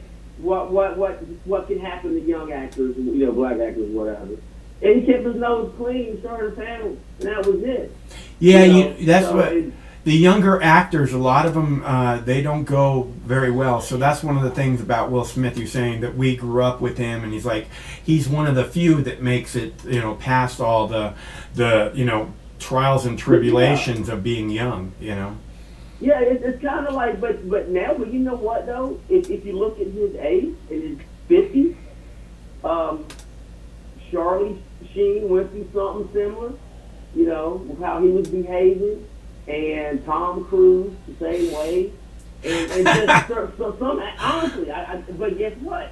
I think I know Tom Cruise is he's a gynecologist, and I think Will Smith is too. So I don't know, but there's something going on with them men, and it's unfortunate, Well, or during their life at that point. Look, but I think it was wrong. Look. Okay. I don't know how you fix it. You can't stop Chris Rock from being a meme anymore. Okay. He has to carry that badge of honor, not just him, his grandchildren. This is forever, as long as we have this technology. So what is that worth? And it's not even that. It's to every other comedian for what they do. Because I'm pretty sure he thought that Will Smith was just gonna walk up there and give him a hug. And, play around with him or something, because really it was going to be Will Smith's night anyway. Everyone knew he was going to win because he won every other fucking award. Yeah. So it was his night anyway. So when he put his hands behind his back, he's like, okay, well, we're going to ad-lib something. He didn't see that coming, man. And to be in that position to sit there and take it, I think that Chris Rock was being the bigger man, and I think the whole thing's fucking staged. So, I don't think so. Yeah, you say that Chris Rock's gonna get the payoff. I think Chris Rock got the payoff way before, the whole thing went down. Honestly, I don't know, man. And by the way, to compare what Will Smith did to Charlie Sheen was banging 7-gram rocks and fucking porn stars 12 hours a day. So I think there's a little different there. A little something different there. But wait a minute now. We don't know who's pounding 7 pounds. Well, we don't know if he's not banging Will Smith. You know what I'm saying? Yeah, no, we don't know shit. I agree completely. Yeah. Yeah, so, hey, that's interesting, though. I ain't think about it. Damn. Yeah. But, yeah, I'm just talking about that life around something going on. But at the end of the day, look for his entire family out there like that. Like you said, it's one of those things you're going to have to live with forever now. But something tells me, people have a short attention span, and you know what I mean? Just kind of like that'll be one of the things in the background, like grabbing them by the pussy, Yeah, but that was live on TV, real time, not 6 months or a couple years earlier when he's having a private conversation, in a bus, That was now if that would have happened backstage, then nobody would have known about it. It should, see, that's the whole point of it being staged, is that if he was really wanted to fuck with Chris Rock, he'd just go to the after hours party and fuck with Chris Rock, as opposed to walking up on stage and looking like a fucking out of control little bitch boy. But if it was staged, then it was staged on behalf of Will Smith doing it. It's staged on behalf... Yeah, go ahead. Meaning Chris Rock didn't know about it. Mm-hmm. Meaning if it was staged, then it would have been Will Smith saying, well, I'm going to have my jump on the couch moment like Tom Cruise had with Oprah. It reminds me of Kanye West, right? Yeah. Right. Yeah. Damn, but still isn't that for that stuff. Like I said, I think people have a short attention span. It'll be something that fades away. But again, that's not the way you take a swing at somebody. It's not the way a guy takes a swing at somebody. And I've been slapped way harder than that by girls that were half the size of Will Smith. So, and you know exactly what I'm saying. Yeah. Don't you? Yeah. I yeah, but I don't know, man. But I don't get the motive of doing that. Okay, so where both parties agree upon it. What, just to sell more tickets to a comedy show? It's because that's going to be at NFT one day, man. The Academy Awards, I'm surprised it's not one already. The Academy Awards used to be this thing where people from around the world would tune in. Not only would they tune in to watch the Academy Awards, they tune in to watch the pre-Academy Awards so that they could watch everybody walk the red carpet in their big fancy dresses and show the whole world just how elite they are. And people used to chomp at the bit. They're like, oh, it's coming up. Yeah. And that's all gone away for the Academy Awards. And they have to do something. If they lose any more of their audience, it's not going to make any sense for the show to continue.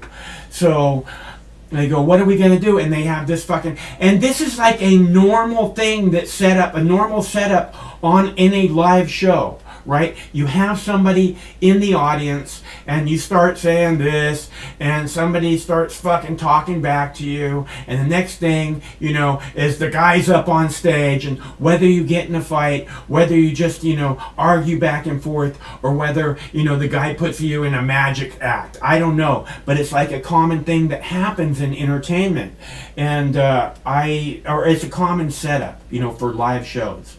And I think again, Will Smith's an actor, Chris Rock's an actor, and it was not only was it, that's not the way you fucking, throw a punch or whatever. That's not the way you swing at somebody. Not only that, if you watch, he barely touched him, dude. So it's all set. I mean, I can't get beyond it being all set up. I don't see. Yeah, well, and again, like I can't see why Chris Rock was standing there with his hand behind his back neither. But because it was set up, he knew it was coming, and he knew that he was going to get extra money for taking the slap, Not only that, he's guaranteed next Academy Awards to host, because the reason he's guaranteed to host next Academy Awards is, number one, it was all set up to get everybody watching next year, and the best way to get the best audience is have Chris Rock host again. And they can go, oh, we got to make it up to Chris Rock because of what happened last year. So it's so obvious.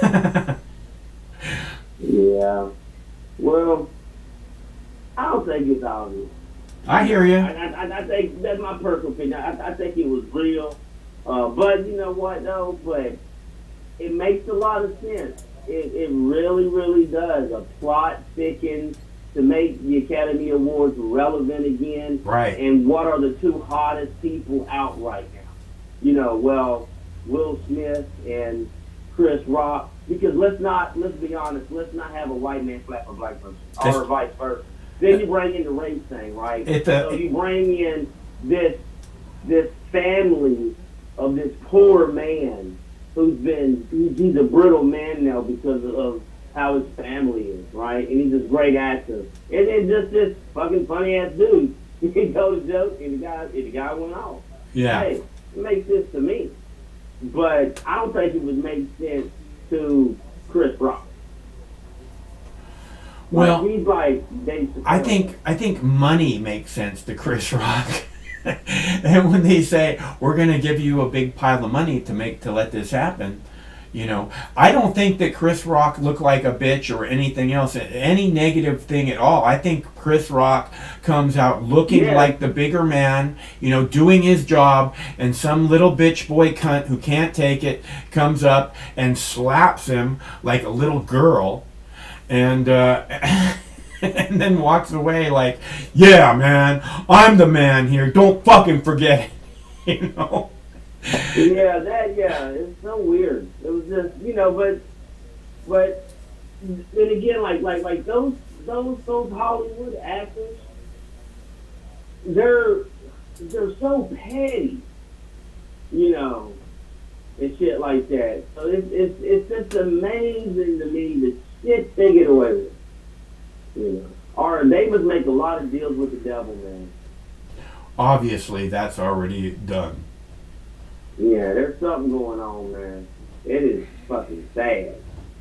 It's horrible. It's horrible. You see these people, they want to get up and virtue signal about fucking Ukraine, right? And none of them, not a single one, ever talks about Palestine. Palestine's been going on forever, and those people, that's just the biggest open-air prison camp in the fucking world. There's a blockade that people won't allow food to go into their fucking port. It's disgustingly evil, and not one of those fucking cunts will say a goddamn word about it. So, yeah, they're all fake, and they don't deserve any respect. Yeah, I mean, nah, man. I mean, I feel you. That's, and you even see it in Congress when people try to boycott,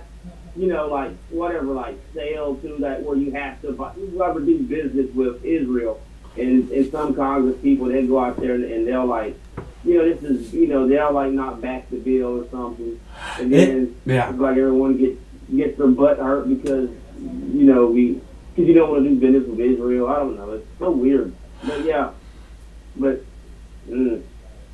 Yeah, the Israel thing, man, the boycott, divest, and sanction, if you're doing that movement in certain states, they've made it illegal, like a crime. You can be penalized for that. Georgia. Yeah. I know Georgia did. I got called up Southern, but Georgia did it. Nah, you can't do that. Yeah, but what's funny is, I'm gonna be honest, those rednecks, they don't care for Jewish people, man, in the South. They really don't.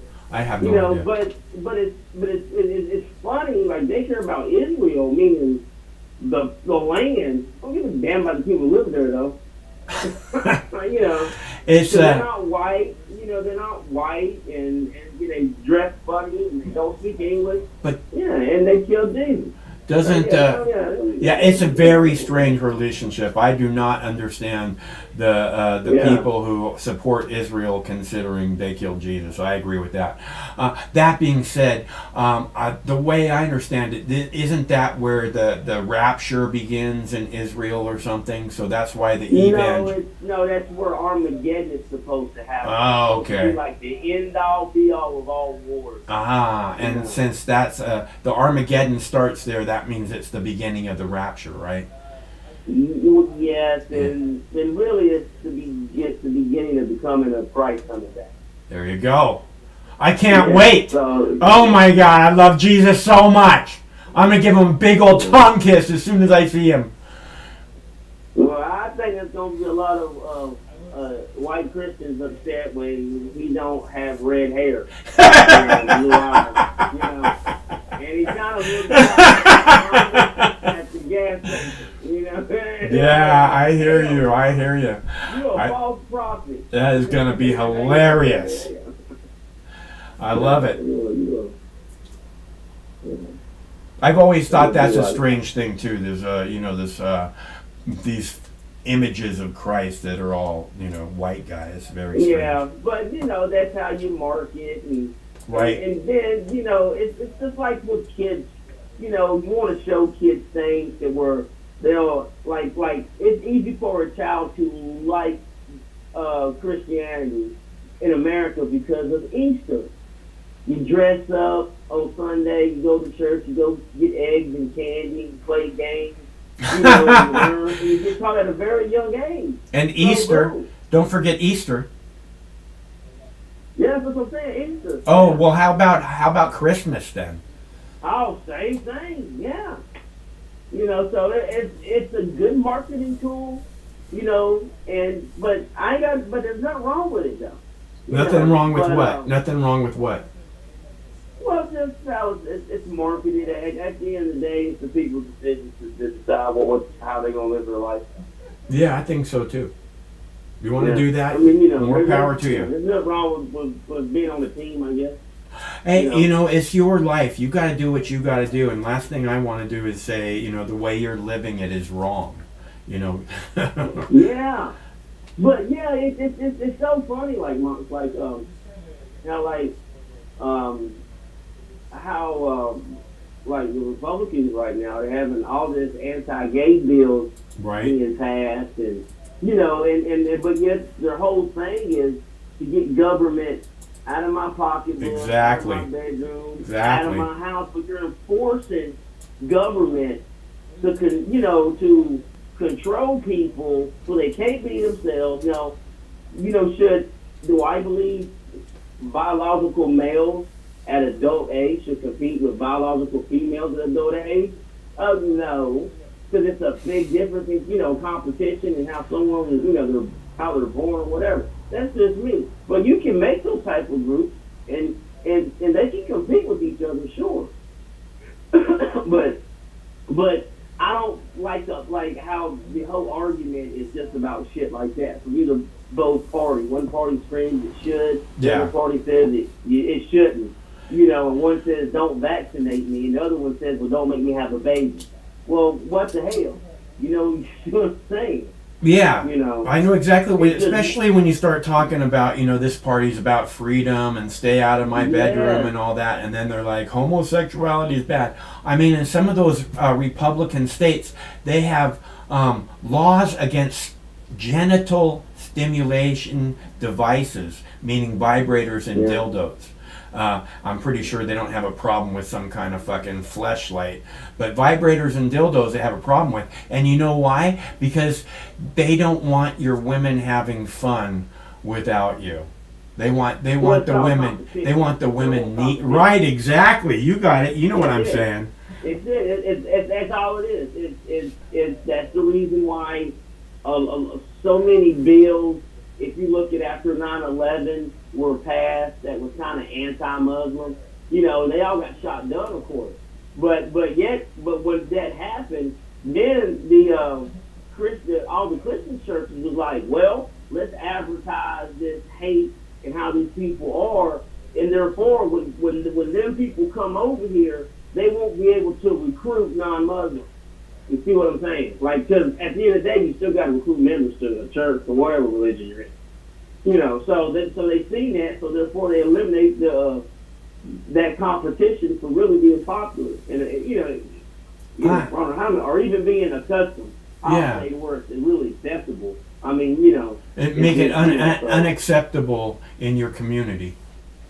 Yeah, so because it really just comes down to competition. I think that that's how I look at everything. I think you said after 9/11, but I think that that sentiment has still stuck around. About Muslims in general, and well, just look at Palestine. It's like you were talking about. No one cares about Yemen right now. Why? Because they're Muslims. Period. Okay, but yeah, we care about the Chinese Muslims getting readjustment just because we gotta make China look bad. But that's the only thing Muslims care about. Well, we gotta make China look bad. It's like you're saying, we can't make the Yemen thing look bad because that's Saudi Arabia and us. That Saudi Arabia wouldn't be able to do what they're doing to Yemen without us. So. Yeah, of course. Yeah. Of course. So, and the Palestine thing is, our favorite people on the earth. We can't say anything negative about them. So. Yeah. It's not. But it's all like it's all just geopolitics, and so in order to get favors somewhere, then you gotta owe debt to somebody, and that's the way that I look at it now. It's like you take your average 65-year-old religious white lady from, I don't know, Mississippi, and give her a free trip to Israel, she'll be glad when she comes back. She'll be what? Glad when she comes back. Glad because... It's not going to be what... Yeah, because she's going to be like, that's not what I thought it was. Huh. Because they say that, again, it's going to be people that look like them. Yeah, and it's not. It's not. People that look like Muhammad. Yeah. So, but yeah, it's just so weird, man. And that's why I'm having a really weird time trying to figure this Hollywood bullshit out. But it's entertaining though. But besides that, Mark, man, nothing else going on. Yeah. Hey, you said that you went to see King Richard, right? Yeah. And you said that Ty went to see a concert. What concert did she go to see? Did they go to see? Oh, my son, he took her to the Millennial Tour. Oh, huh. Like Ashanti, Lil Bow Wow. Like them rappers about 20 years ago that came out. That sounds awesome. Yeah, it was like all those like R&B artists, from like 2001, 2000, 2002, 2000. Yeah, it was all those cats. That sounds freaking awesome. It was a nice show. Yeah, that sounds awesome. How'd you miss out on that? Well, him and her wanted to go. Oh. So he bought tickets, and I just took the girls out on a date, and we went into the movies, and Madison ate too much popcorn and her tummy started wiggling. You took the girls to the movies and they wanted to see King Richard. Seriously? Well, no. At the moment. But wait a minute, but there was no other movie, right, that they was interested in. I said, well, hey, it's daddy and daughter night, so let's watch this movie about a father with his relationship with his daughter. Yeah. So that's why I went, and then he ate too much popcorn and his tummy started wiggling. I said, okay, we got to go now. No, you're not going to stick around with that starts happening. Yeah. Yeah. But it was a good movie. Yeah. He did a good acting job. It sounds like it was a better concert. Yeah, they had, well, my son did a meet and greet too. Oh, man. Yeah, him and my wife, they, Lucky. They went and did that. That's the second time that they went to a concert and they did a meet and greet. Wow. Yeah. How'd you But get? that's like Mama Sunday, you know. Yeah. Well, that's pretty awesome, dude. What the fuck is that? Those were military vehicles. That's like the first. We've been watching these cameras for like 4 weeks now. Those are the very first military vehicles we have seen drive by in 4 weeks. So you know. Oh, okay. I just Well, saw. you know what? That situation is kind of getting interested because I've been paying attention, man. We are spending a lot of resources to that region, man. A lot. Yeah.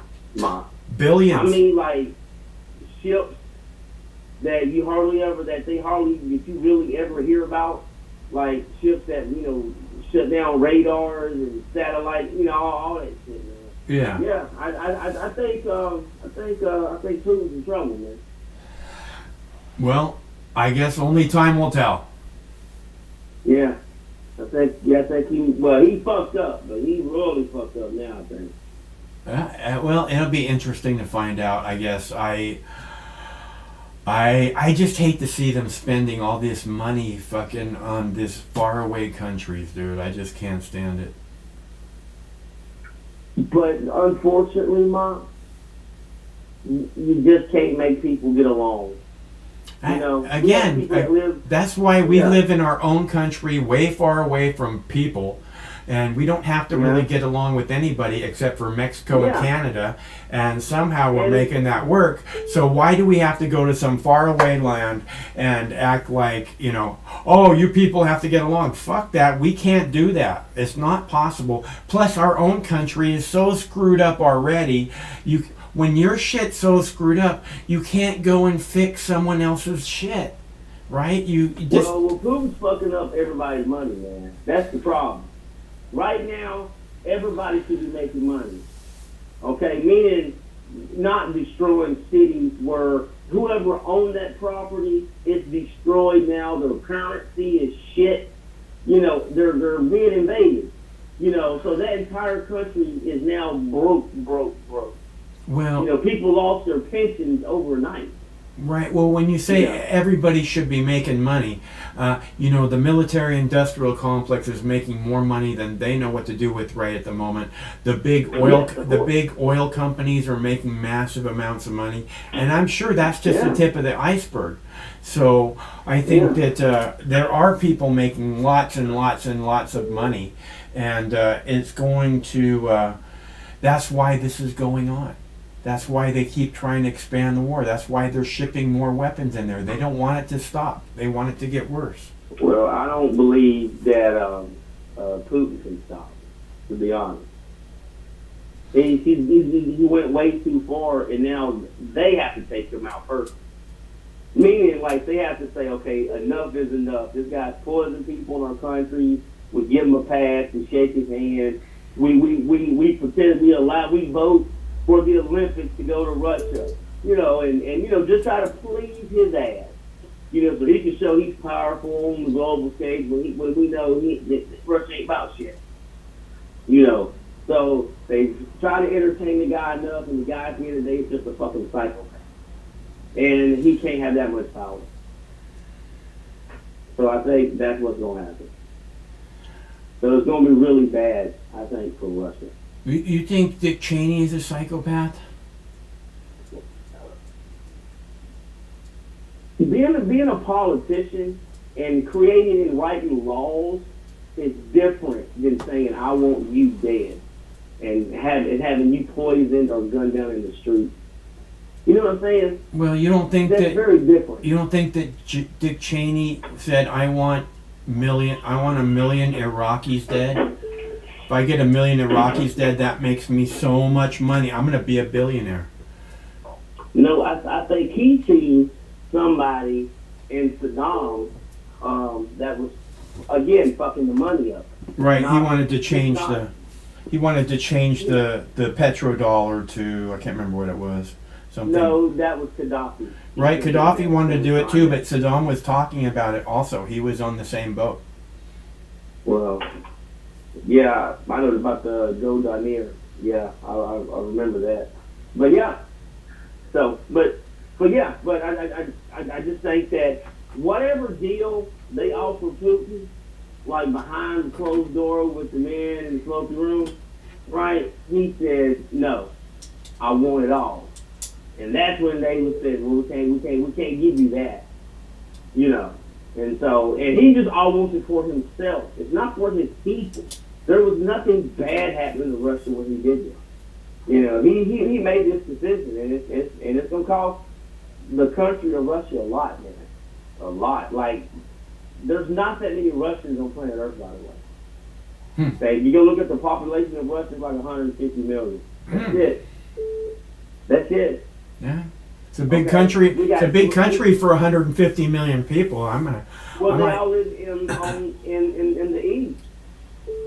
You know, yeah, but they got everything else is just Siberia. They got some amazing old school forest. I mean, old growth forest there, man. It would be awesome just to get lost in there. Well, no, not in those winters. You don't want to get lost. I didn't say winter. Okay. Do you hear me say winter? Well, anyway, I got what you're saying. But yeah, and then their population is old, and then they killed each other in World War I and World War II. That's what humans do. The population that suffers. You know, you lose 20 million people in World War II. Damn, you can't fuck fast enough to have enough kids to replace that population, man.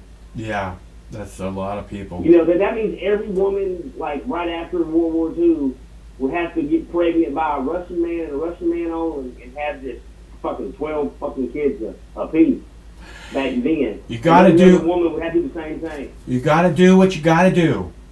I'll even take 2 wives if I have to. We'll have 25 babies. We'll even go over the limit. Okay. All right. Well, I wouldn't recommend going over there right now to do that. But no, I'm not going over there. I'm not going anywhere. Okay, I gotta fight for this country, not some other piece of shit country. I gotta fight for this piece of shit country. Yeah. I think more people are starting to get involved and getting educated. You know, regardless what you listen to, you know, if you sit on the left or the right, but you're learning something, and then when you hear opposition to what you're learning, a lot of people are starting to really ask questions.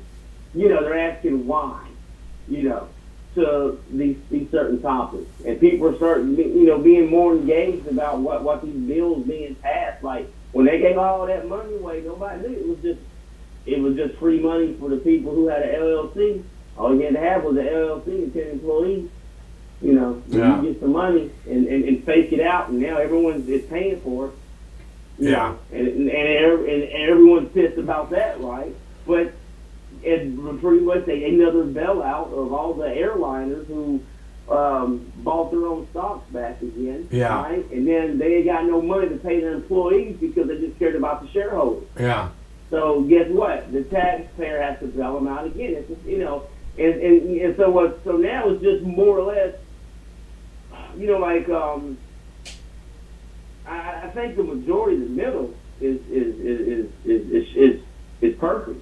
But you got those outliers on the left and right, man, that are fucking crazy.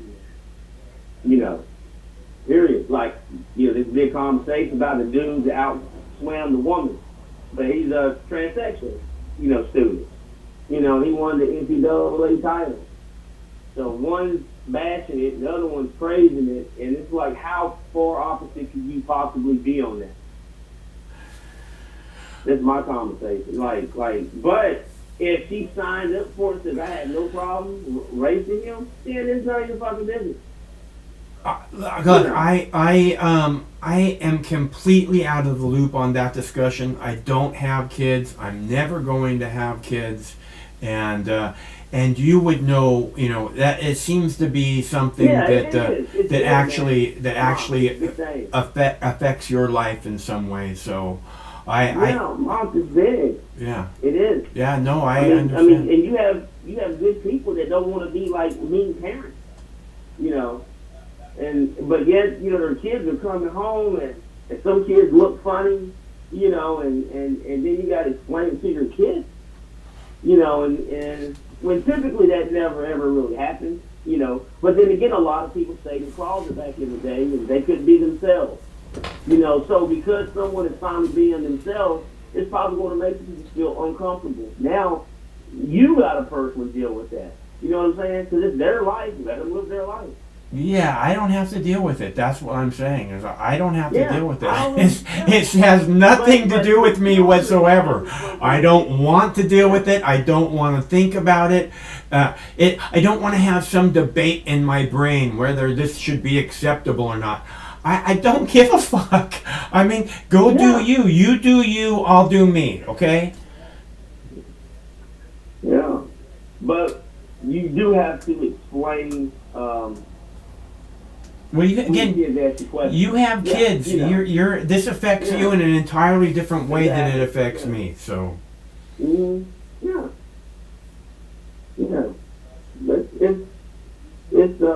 But you hear other parents, you know, be very concerned, and some parents who don't give a damn, you know, and then they tie that to politics. But to be honest, it's a small fraction of people anyway. You know, so, yeah, you know. It's kind of like when I was growing up, I seen a lot of small people, like children that were going to be like small people, like midgets or whatever. Huh. Like, I don't know if you say midgets no more.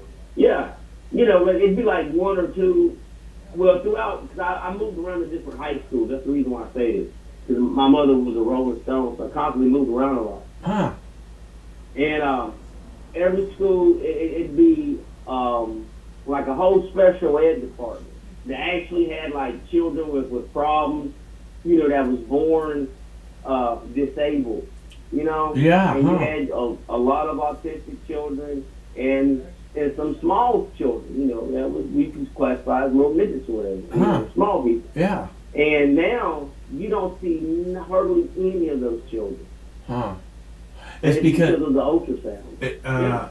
you don't think it's because they have separate places that they go from, like you know, places where they can get special needs attention. Parents have just elected not to have those children. Huh. They get abortion.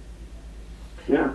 Well, I think that's understandable. You know, I mean, you're not going to bring a child into the world that's going to have a harder time to start with than every other child, and you know, it's going to be difficult enough already, you know, for anybody who's going into this world.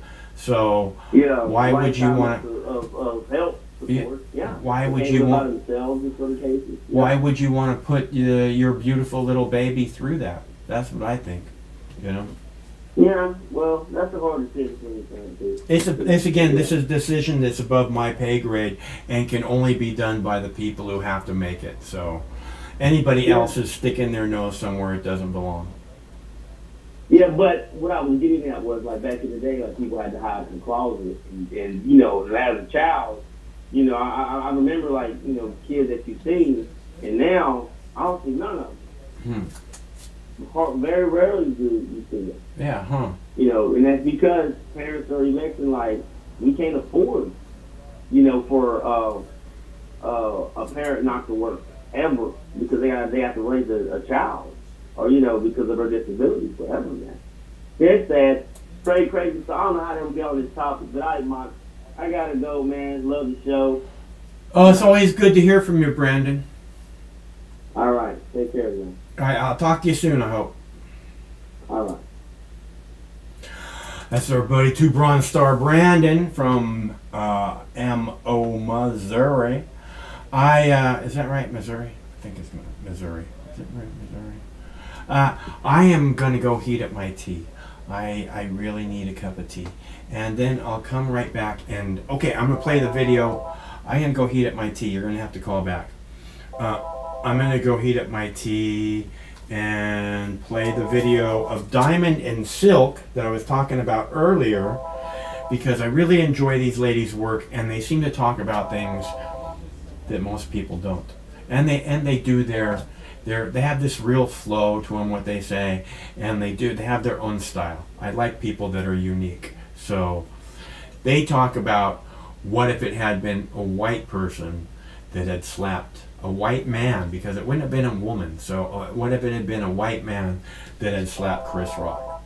Be right back. Meantime, New York City Mayor Eric Adams dropping the city's vaccine mandate for athletes and performers. Adams says that the city is heavily reliant on tourism, you know, and that the city has to function after all. Now New York City athletes can play home games in the city once again. Isn't that great? But average New Yorkers, well, you folks can basically screw off, according to the mayor. Your rights are out the window. Joining me now, the hosts of Diamond and Silk Crystal Clear, which you can catch weekends right here on Newsmax. Co-authors of Uprising, Who the Hell Said You Can't Ditch and Switch? The lovely ladies, Diamond and Silk. Always great to have you guys. Look, I had no idea the China virus got so smart that it can now discern between professional athletes and average folks, right? Or maybe these restrictions weren't based on science after all. What do you guys think? Well, I think it's based on control.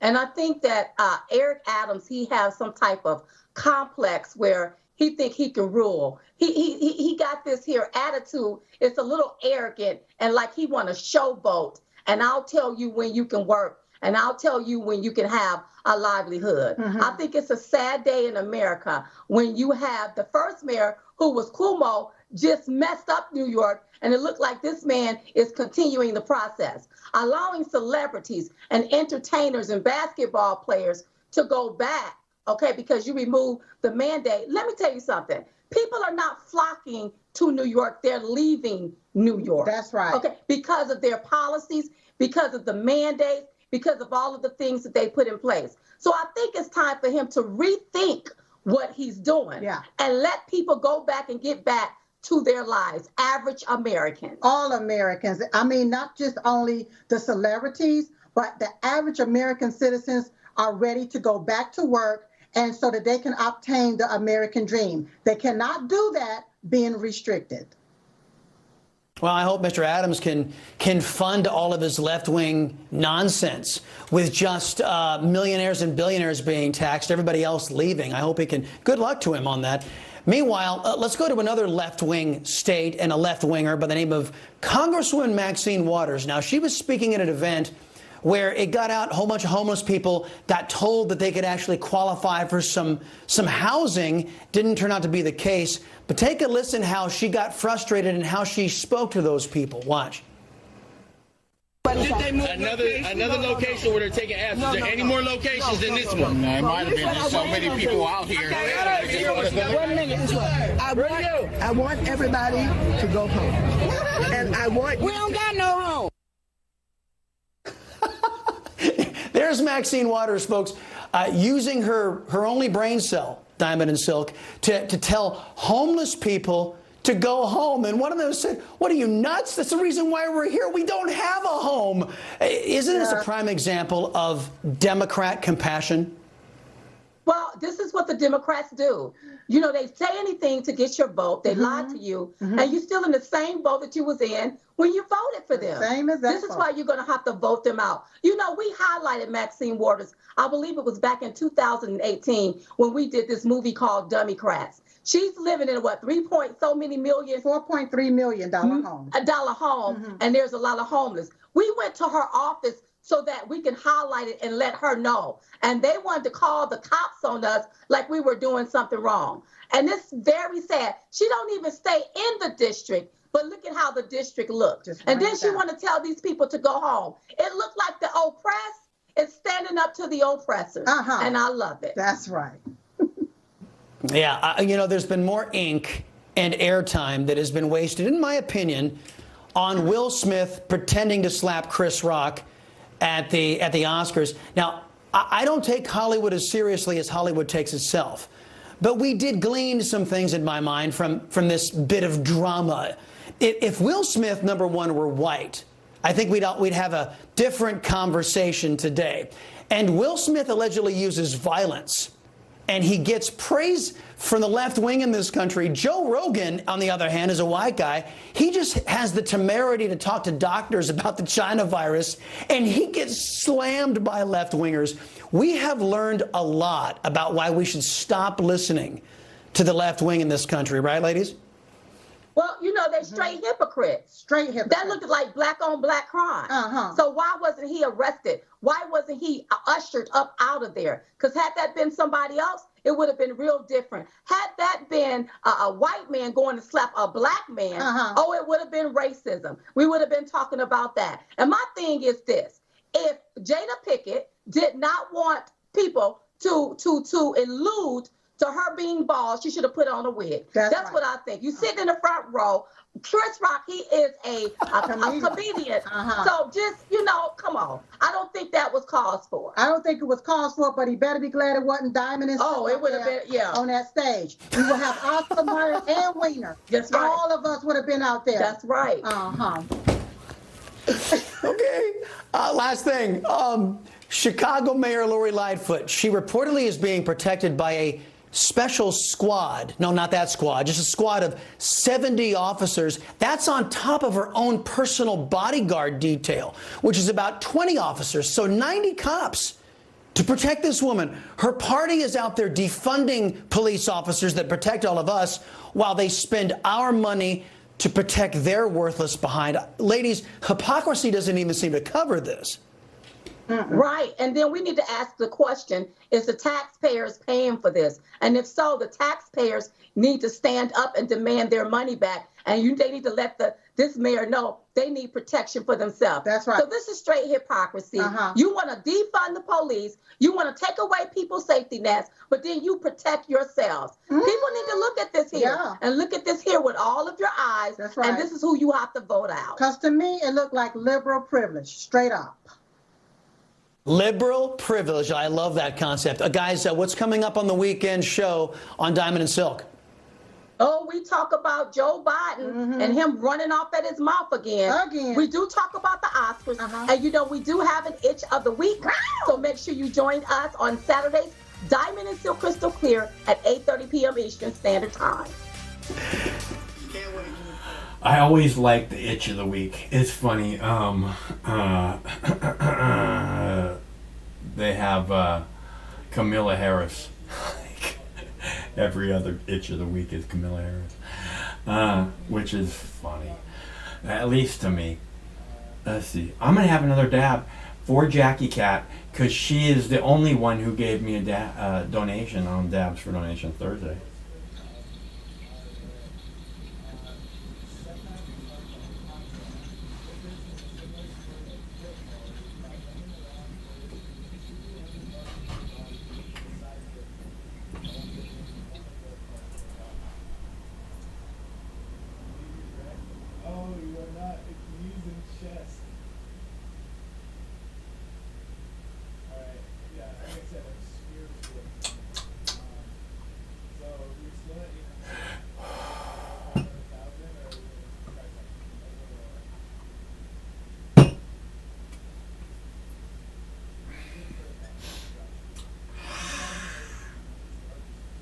So like I was saying, I like those ladies.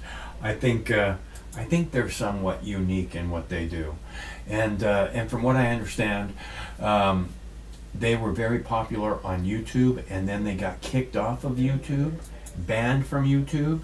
And I especially like people like that because it's a rocking the boat kind of thing, somebody who's going to get kicked off of YouTube for simply talking into the camera about political things. Those people,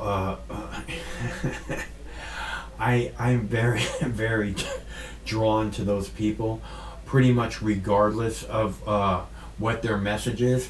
For some reason, the Project Veritas guys don't click with me. But again, they got kicked off YouTube. I stopped watching Alex Jones way before YouTube, or way before he got kicked off of YouTube. I really didn't watch him a whole lot on YouTube. He had a documentary that I really liked. I think it was called Martial Law 2000. Martial Law something. I think it was 2000. Martial Law 2000. Such a good movie. I watched it like repeatedly, like watched it once and then watched it again because there's so much information. And that was before 2001. So But I don't think, I don't know what his work has been like in the last, 10 years or whatever. I know they kicked him off of YouTube way back in the day, like when YouTube was right after like Google took over YouTube. They kicked him off, and then they kicked off like a month later. They kicked off C-SPAN Junkie off the YouTube, right? And Alex was posting Mox News video post on his webpage like every other day, maybe every day, during the C-SPAN Junkie times, right? And on the Prison Planet mostly, but you'd see it on the InfoWars a little bit. But he posts pretty much every day C-SPAN Junkie video, or which is what Mox News evolved into. And he got kicked off like a month before C-SPAN Junkie did, and I wrote him. I said, hey, I know that you guys got kicked off the YouTube, and then you got back on somehow, and they recently kicked me off, and I'd like to get, I'd like to know how it is that you went about getting back on the YouTube, and he never responded to me. So I was like, all right, fuck you too. Every day he posts my goddamn video post, and I need help. Like, who are you?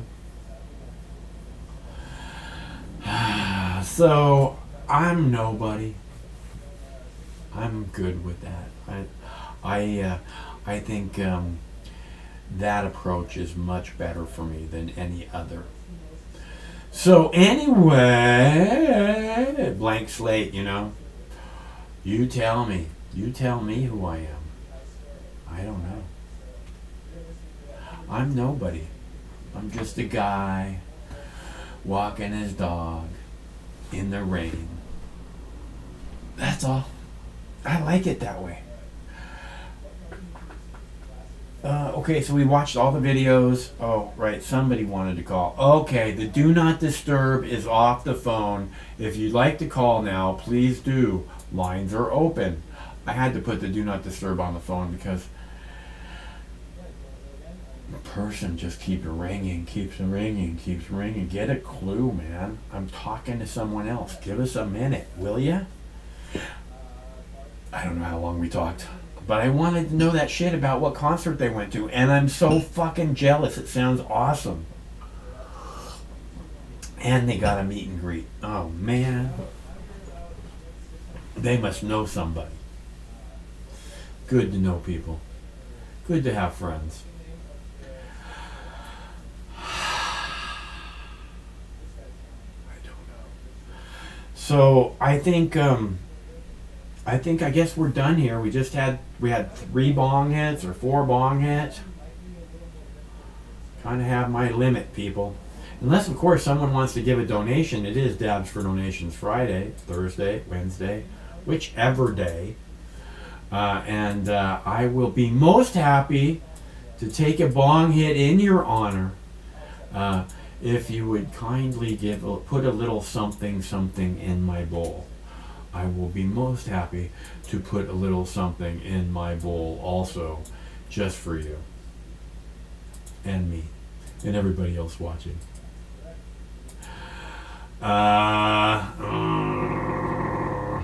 Party. Cat party. Woohoo! That does sound pretty good. Although I'm much more of a dog person myself. Although I do like saying hello, kitty. I do like saying that very, very much. More than I should, probably. Hello, kitty. Say it pretty good too, right? I don't know, people. I'm just here. I'm just waiting. I have a phone number up on the screen. I very much enjoy sharing this time with you. I can't thank you enough for spending your valuable time with us here. It's so nice of you. Please remember, it's always better when you're here. I mean that from the bottom of my heart. So, in case I have the show scheduled for tomorrow night, it is the show is titled "You Can't Have Healthcare Without THC," something like that. Is that what it is? What is it? What is it now? What is it? Let's see. It's you can't spell healthcare without THC. So tomorrow in the morning, I think they're going to the House of Representatives, Congress, is going to vote and hopefully debate, which I'm pretty sure they are, debate the federal legalization of cannabis, or as they're putting it, marijuana. And that should be very interesting, and it makes me want to do a show tomorrow because I've been talking about healthcare can't spell healthcare without THC. Duh. So I think it would be really good if because I think we're going to have some really, really, really stupid comments. Really, really stupid comments about cannabis. Some really, really stupid comments about nature, about Mother Nature, and the goddess cannabis. And I think that that's probably really, really, really important for us to discuss, even if I'm the only one discussing. So, my intent at this moment is to do a show tomorrow evening at 7 p.m.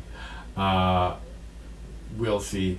I'm going to be up early. I'm going to have to be up at 6 a.m. because it says that's what time the discussion in the House of Representatives on cannabis is supposed to begin. So, I got to get up early. Which is fine. I got up fucking this morning at 7 o'clock because the debate on because it said, cannabis, House of Representatives, not cannabis, it says marijuana in the House of Representatives. And did I say it wrong? Marijuana. It said that on the C-SPAN schedule. So it was like, I gotta get up. I gotta make sure if that's what's happening, that I capture it, that I know what they're being said. And all they did was vote on whether or not that they should vote on whether or not they should legalize cannabis federally tomorrow. So they have a pre-vote to see if we should discuss it tomorrow. That's what they're doing today. They got me out of bed. And they didn't really discuss it at all today. Hello, caller. Hey, Mark. Hey, Manny. You know what I think? What do you think, Manny? I think it's all fake news. It's all fake news. You got that right, bro. Yeah, fake news because the Academy Award is losing viewerships. Nobody cares anymore. Everyone's watching their own things on YouTube. I'm watching more things on YouTube instead of watching the Oscars. Yeah, it's all because of the internet, man, and YouTube. Then YouTube bring their streaming services. Yeah. Playing Netflix. Yeah. And then what else we can blame? Blame millennials for having a 3-minute, I don't know, that they have like the attention of a squirrel. They only look for like 5 minutes and then just walk away. Yeah. I think I think conventional media, television, media, fucking that's not streaming.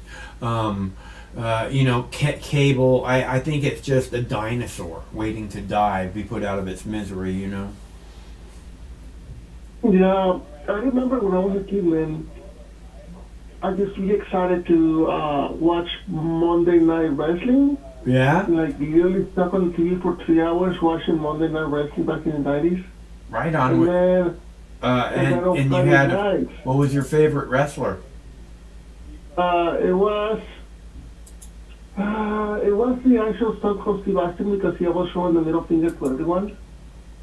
But at the same time, I was scared of this guy named Kane. Which, ironically, he's now the mayor of Knoxville, Tennessee. You know that? No, I don't know any of that stuff. Yeah, a former famous bad guy wrestler is now the mayor of Knoxville, Tennessee. The Knoxville County or Knoxville, Tennessee? I don't know. One of those two things. I like that. That's awesome. I think, I would have really liked to see Jesse Ventura become president. That would be funny, man. It would be awesome, dude. Cannabis would be Cannabis would be legalized already. I guarantee you that. That's true. No, my point is, like back in the day, I'm talking about decades ago, kids used to wake up at 7 in the morning just to watch Saturday morning cartoons.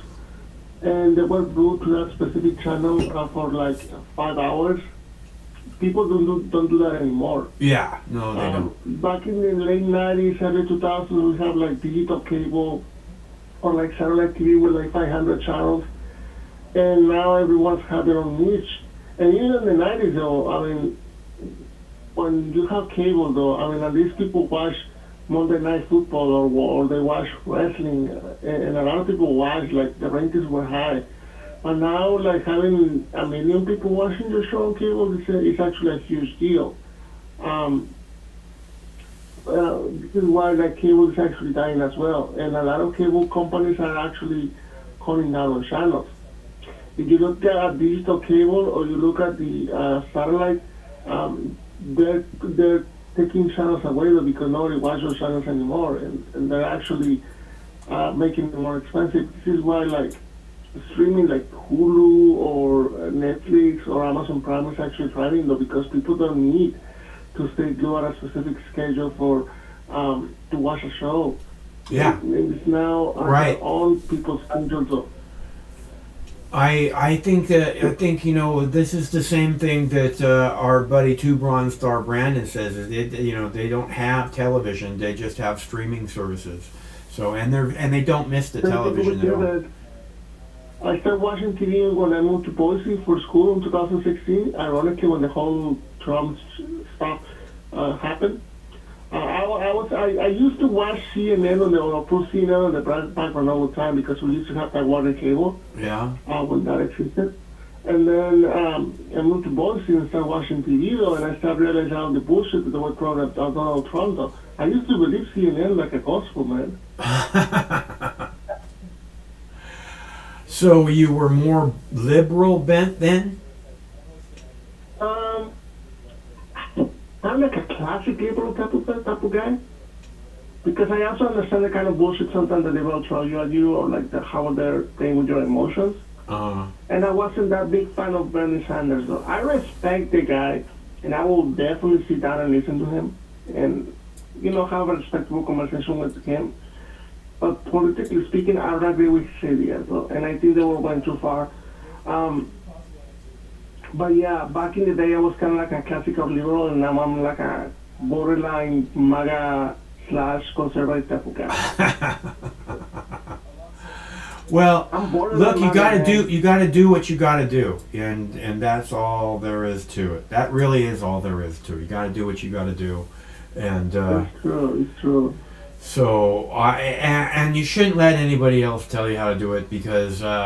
It's your life, and you have to. If you follow somebody else's guidance, advice, and it doesn't work out for you, then it's like it's not your fault because you followed this other person's guidance, and that's a bunch of cop-out because it is your fault because you followed this other person's guidance instead of what you thought you should do. So, No, I agree, Mark. I agree. And it is funny though, because when I started watching TV, I kind of realized like what a bunch of NPCs people are. They just follow whatever's the current thing. What is cool right now is suddenly people lose their attention and another thing is cool and nobody cares about the previous thing. And that happens a lot though. And suddenly, like, when the whole Trump happened out of nowhere, when he said about the Mexican people, bad hombres and stuff, I mean, he's kind of right though, because I didn't came over here jumping the fence. I came over here legally. And I've seen a lot of bad hombres jumping the fence and like the deep cartel members or like gang members jumping the fence and like going out the system and stuff, playing out the system. So he was not that wrong though, but I just kind of find it funny like how the media, even the Hispanic media in Spanish over here in the U.S., they all freaked out and they were saying like Trump was an ex-Hitler, we're fine. Yeah. Everything about Trump from the very beginning, is just, this guy is the worst person on the face of the planet. And, even before he became president, they were like, this shit, it was all set up, man. The shit about Hunter Biden's laptop and all that crap, it was all fucking set up by the media. The media is pure evil. The owners of the social media is pure evil, and the people have to come together. Otherwise, you have zero chance of overcoming this evil, and it's so important that you do. Here's the other thing, Max.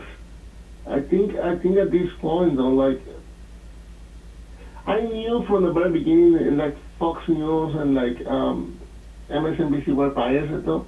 And you can tell right away because when I was watching the 2008 election, like MSNBC was throwing crap at Obama and they were praising McCain because he was a hero. Well, I respect the fact that he served our country though, and he endured all that crap as a POW though. But I mean, Trump's criticisms on McCain is actually fair. They're actually a fair point though. John McCain's a horrible human being, dude. I don't give a fuck about this whole POW shit. My dad was a POW, and I'll tell you right now, fuck John McCain. Okay, he was a horrible piece of shit who sent people off to die when he knows what it's like to go into a fucking war based on lies, and then he did it to young people who needed someone to stand up and fight for them, not to be sent off somewhere based on lies to die.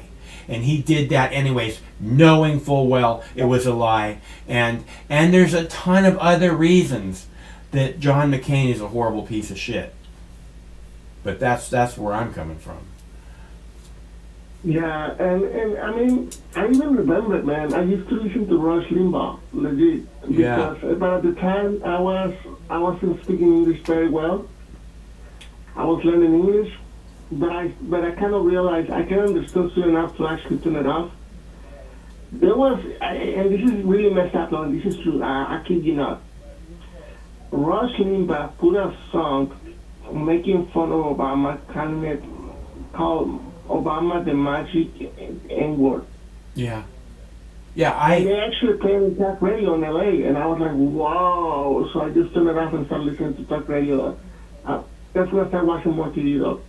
But yeah, that was kind of messed up, man. And both sides are full of it. It's just like recently people realize that the left side is actually crazier or more crazy than the right one over here. Yeah. It's so crazy they're actually making the right wing look sane.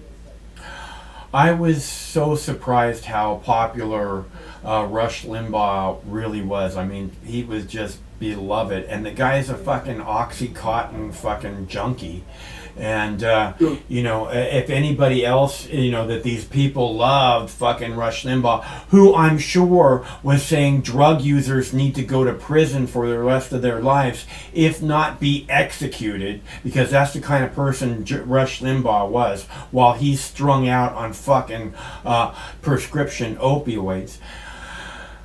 That being said, if you just listen to him for 1 second, I heard him on the radio say that the reason that you don't find fish in the polluted parts of the river is because fish are smart enough to stay out of the polluted parts.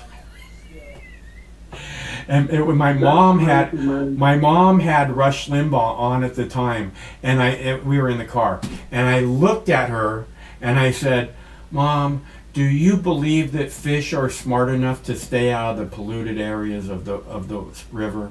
And she looked at me and said, "I don't know." And I was like, this is the problem with this critical thinking that has to be done. Of course you know. That's an idiotic statement, but listening to these people, approving of these people, acting like somehow these people have valuable information for you, makes it very difficult for you to go, you know, another direction. For you to go, what did he just say? That's the stupidest shit ever. You know, Rush Limbaugh was a horrible human being, and it's just impossible to understand how he got so much praise.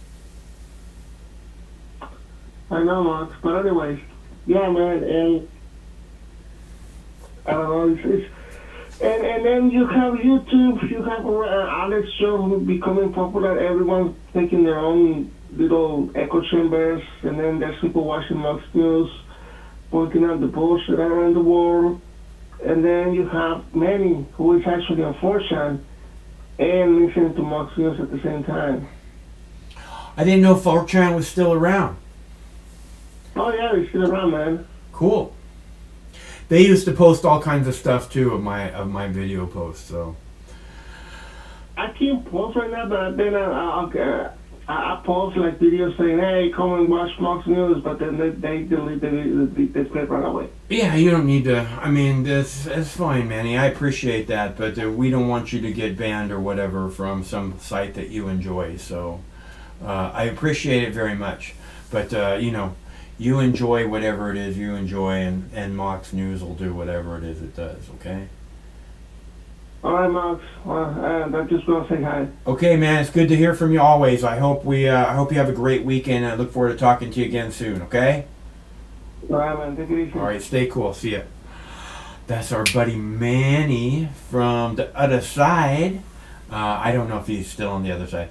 Whoever it was that did the imitation of Manny last night said that he wasn't on the other side anymore. I think. The other side being Eastern Washington, as they like to put it. I call it the other side, bro. All right. So, the person that was calling when I was talking to 2 Bronze Star Brandon kept calling and calling and calling and calling. It wasn't Manny. So, if that person wants to call back in, you have like 10 fucking seconds. So, you better make it happen now. I have planting to do. Oh, man, I gotta get ready. It's just too, the days here are just too fucking beautiful. I gotta get ready. Again. Hello, caller. Michael. Yes? Alex Jones. Alex! InfoWars, how you doing? How you doing there? It's been a while. I've talked to you in a long time. What's up? What's up, G? Doing a damn fine job there with your coverage of Ukraine over there, everything going on with Zelensky over there. A lot better than stuff I used to do dealing with George W. Bush, you know, and all the clandestine stuff that goes on, you know. You helped a lot of people see the truth. You helped a lot of people Well, see you know, the truth. doing my part, keeping everybody happy.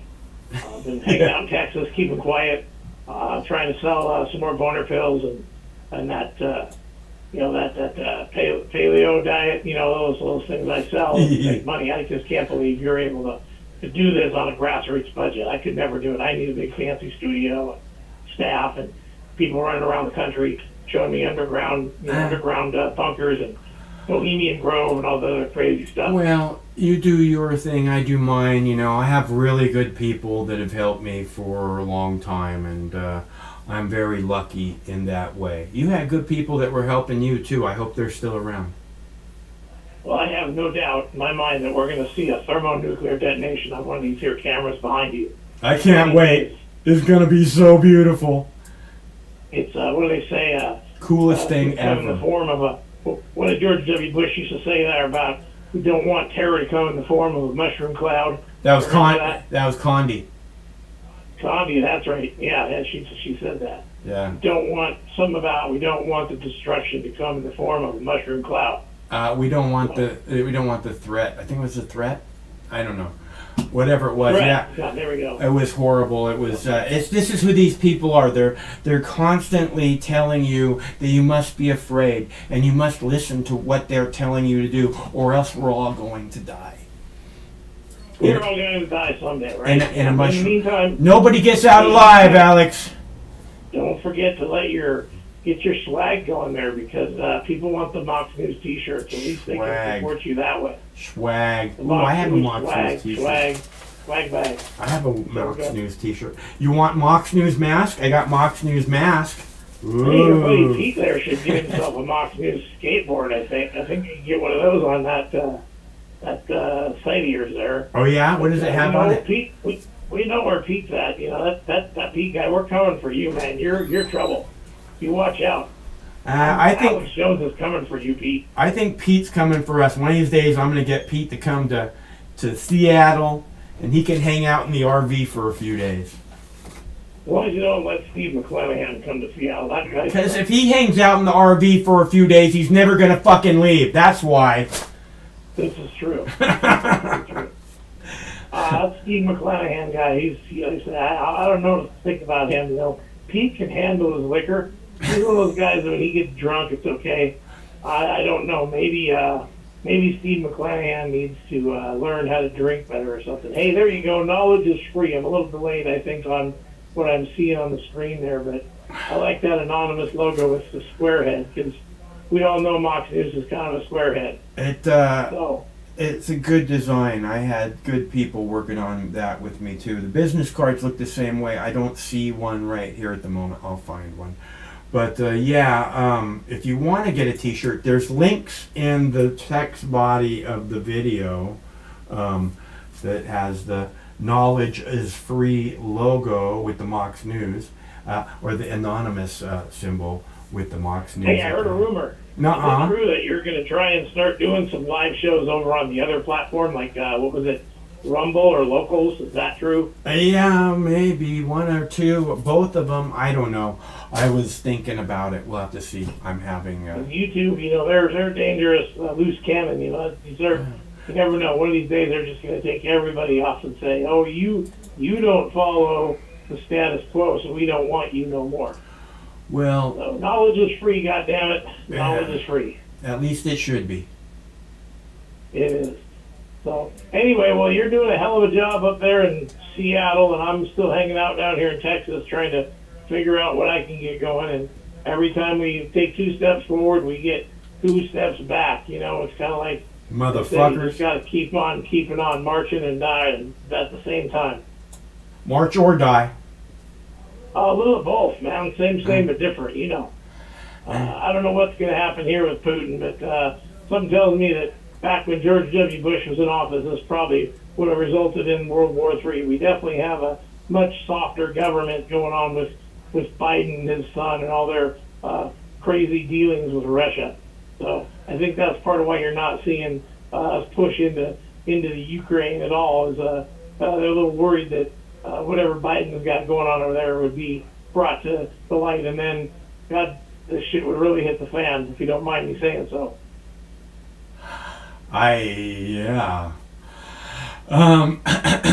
Biden's a big fat fucking pussy, and he needs to find a different job. That's all there is to that. Well, you know, you could team him up with Bruce Willis, and I tell you, they would have a hell of a conversation, those two. You heard what's going on with old Bruce, haven't you? He's losing his marbles. Yeah, we're all losing our marbles. Are you not paying attention, Alex? Do you not know what they say about you every day? I'm on caveman formula. I'm still on the caveman formula. I'm virile. I'm out here with the boner pills and the caveman formula.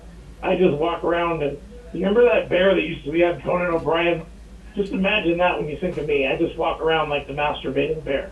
Oh, well, more power to you. There you go. Hey, well, better part, we got Elon Musk to move his factory to Texas. God bless Texas. On that note, you stay cool and I'm out. This is Alex Jones speaking live from a clandestine location by the Bohemian Grove and Hillary Clinton and Bill Clinton and all those other crazy people. And what was that? You know, Jeffrey Epstein did not kill himself. Take care. Okay, it's always good to hear from you, Alex. Stay cool, bro.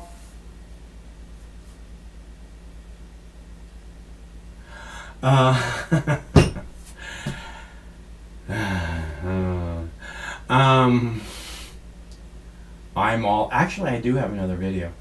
I'll tell you what I'm going to do. I'm going to go heat up my tea, and I'm going to come back.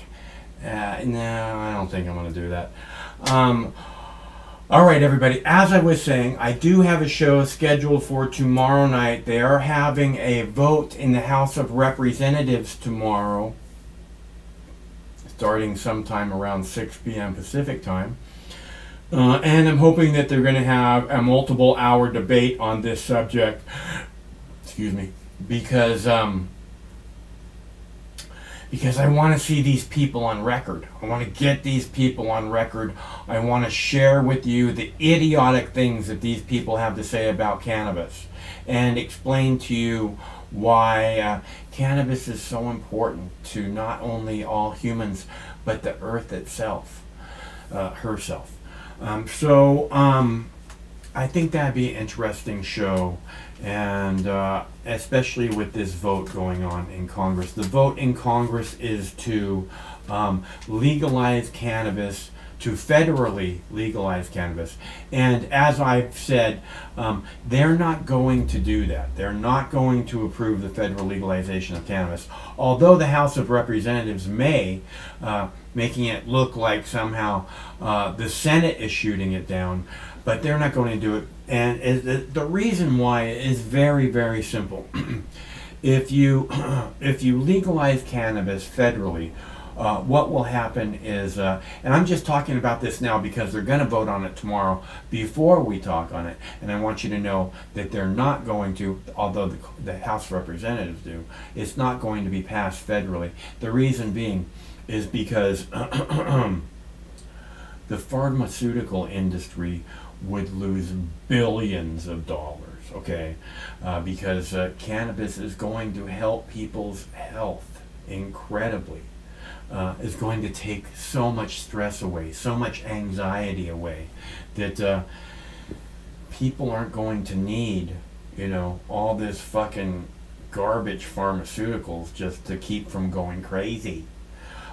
So they won't do it because the pharmaceutical companies will lose out on billions and billions of dollars. And I might add, the alcohol industry will lose out probably on billions of dollars. I'm not sure how big the alcohol industry is, but my guess is that they would lose billions of dollars also. And even the big tobacco companies will lose lots of money. And not only that, the discussion that's not being had about cannabis, which we'll get into a whole lot more tomorrow, this is so important, but once I get on a roll, blah, blah, blah.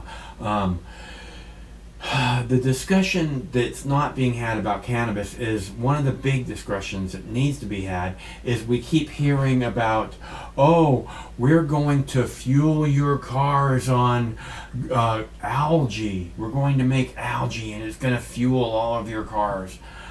Yeah, I don't think you're going to do that. But you could do it with cannabis. And it would burn very clean, and the production of it would be incredibly clean compared to the production of crude oil and gasoline. Again, it's not just big pharma. It's not just big alcohol. It's not just tobacco.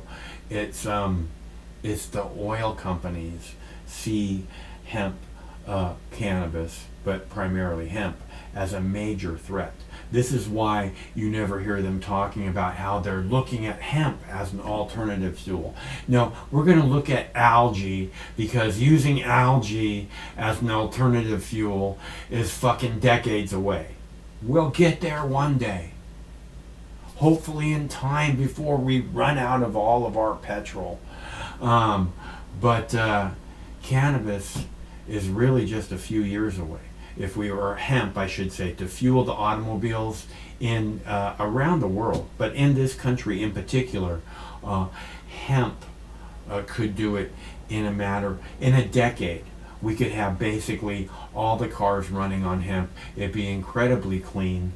It'd be the production of it would be so much better than the rare earth minerals that are being excavated out of, that are turning mountains into fucking little piles of dirt so that they can pull these minerals out, which are very, dangerous. From what I understand, there's a very limited amount of them, and it's just going to get more and more expensive. And this is how they make their electric cars, their electric batteries. So we're back to like blue algae, green algae, blue-green algae, or hemp, which we can fucking have covering the entire country in a matter of 1 year. The whole country could just be covered in fucking hemp, and it would be such a better country. And we take all this money out of the black market, which is what I talk about all the time. All this money that goes directly into the pockets of the black market.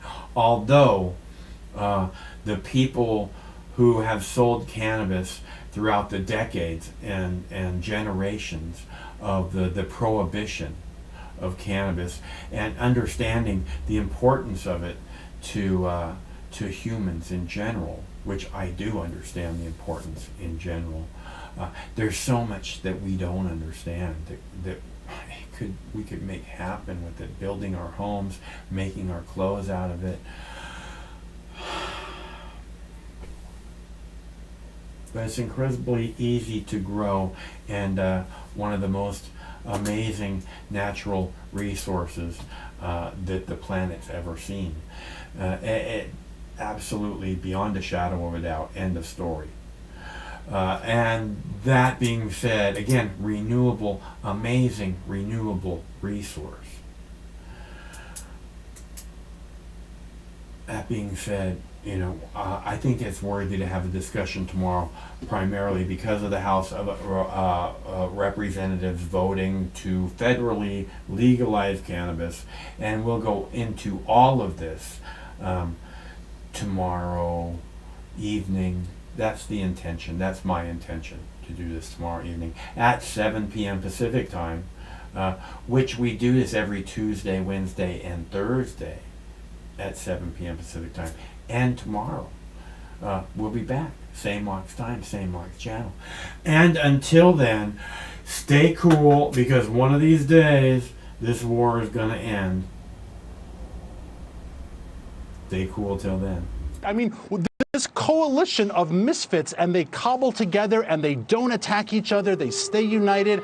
I wish the coalition of misfits, and they cobble together and they don't attack each other, they stay united. Coalition of misfits, and they cobble together and they don't attack each other, they stay united. Coalition of misfits, and they cobble together and they don't attack each other, they stay united. Coalition of misfits, and they cobble together and they don't attack each other, they stay united. Coalition of misfits, and they cobble together and they don't attack each other, they stay united. Coalition of misfits, and they cobble together and they don't attack each other, they stay united. Coalition of...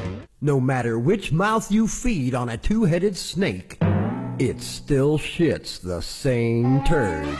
But lucky for you, you have Mox News. More than 10 years. More than 60,000 videos. Mox News has been filtering the nonsense and illuminating the bullshit from your mainstream media. Turn off your TV and turn on to Mox News. For over a decade, documenting the socio-political events that have etched and carved the pathways that define today's modern mess, Mox News has been providing clarity while faithfully bringing you today's relevant stories 100% commercial-free and subscription-free. And just like Lady Liberty vows to remain free. But at this time, we're asking you for your help, your patronage, and your support to keep the lights on and the videos rolling. For less than 17 cents per day, you can become a basic subscriber, knowing that your donation is truly making a difference that will help continue bringing the news stories that make a difference in your life. Turn on, tune in, and drop a couple dimes today by clicking the link below or visiting moxnews.com and show your support at any level. From a single one-time donation or dedicated monthly subscriber, do it now in less than 2 minutes. All donations are safe, securely processed, and verified using PayPal, Visa, MasterCard, American Express, or Discover Card. As always, we're sure you'll find something of interest each and every day. This holiday season, give the gift of Mox. moxnews.com.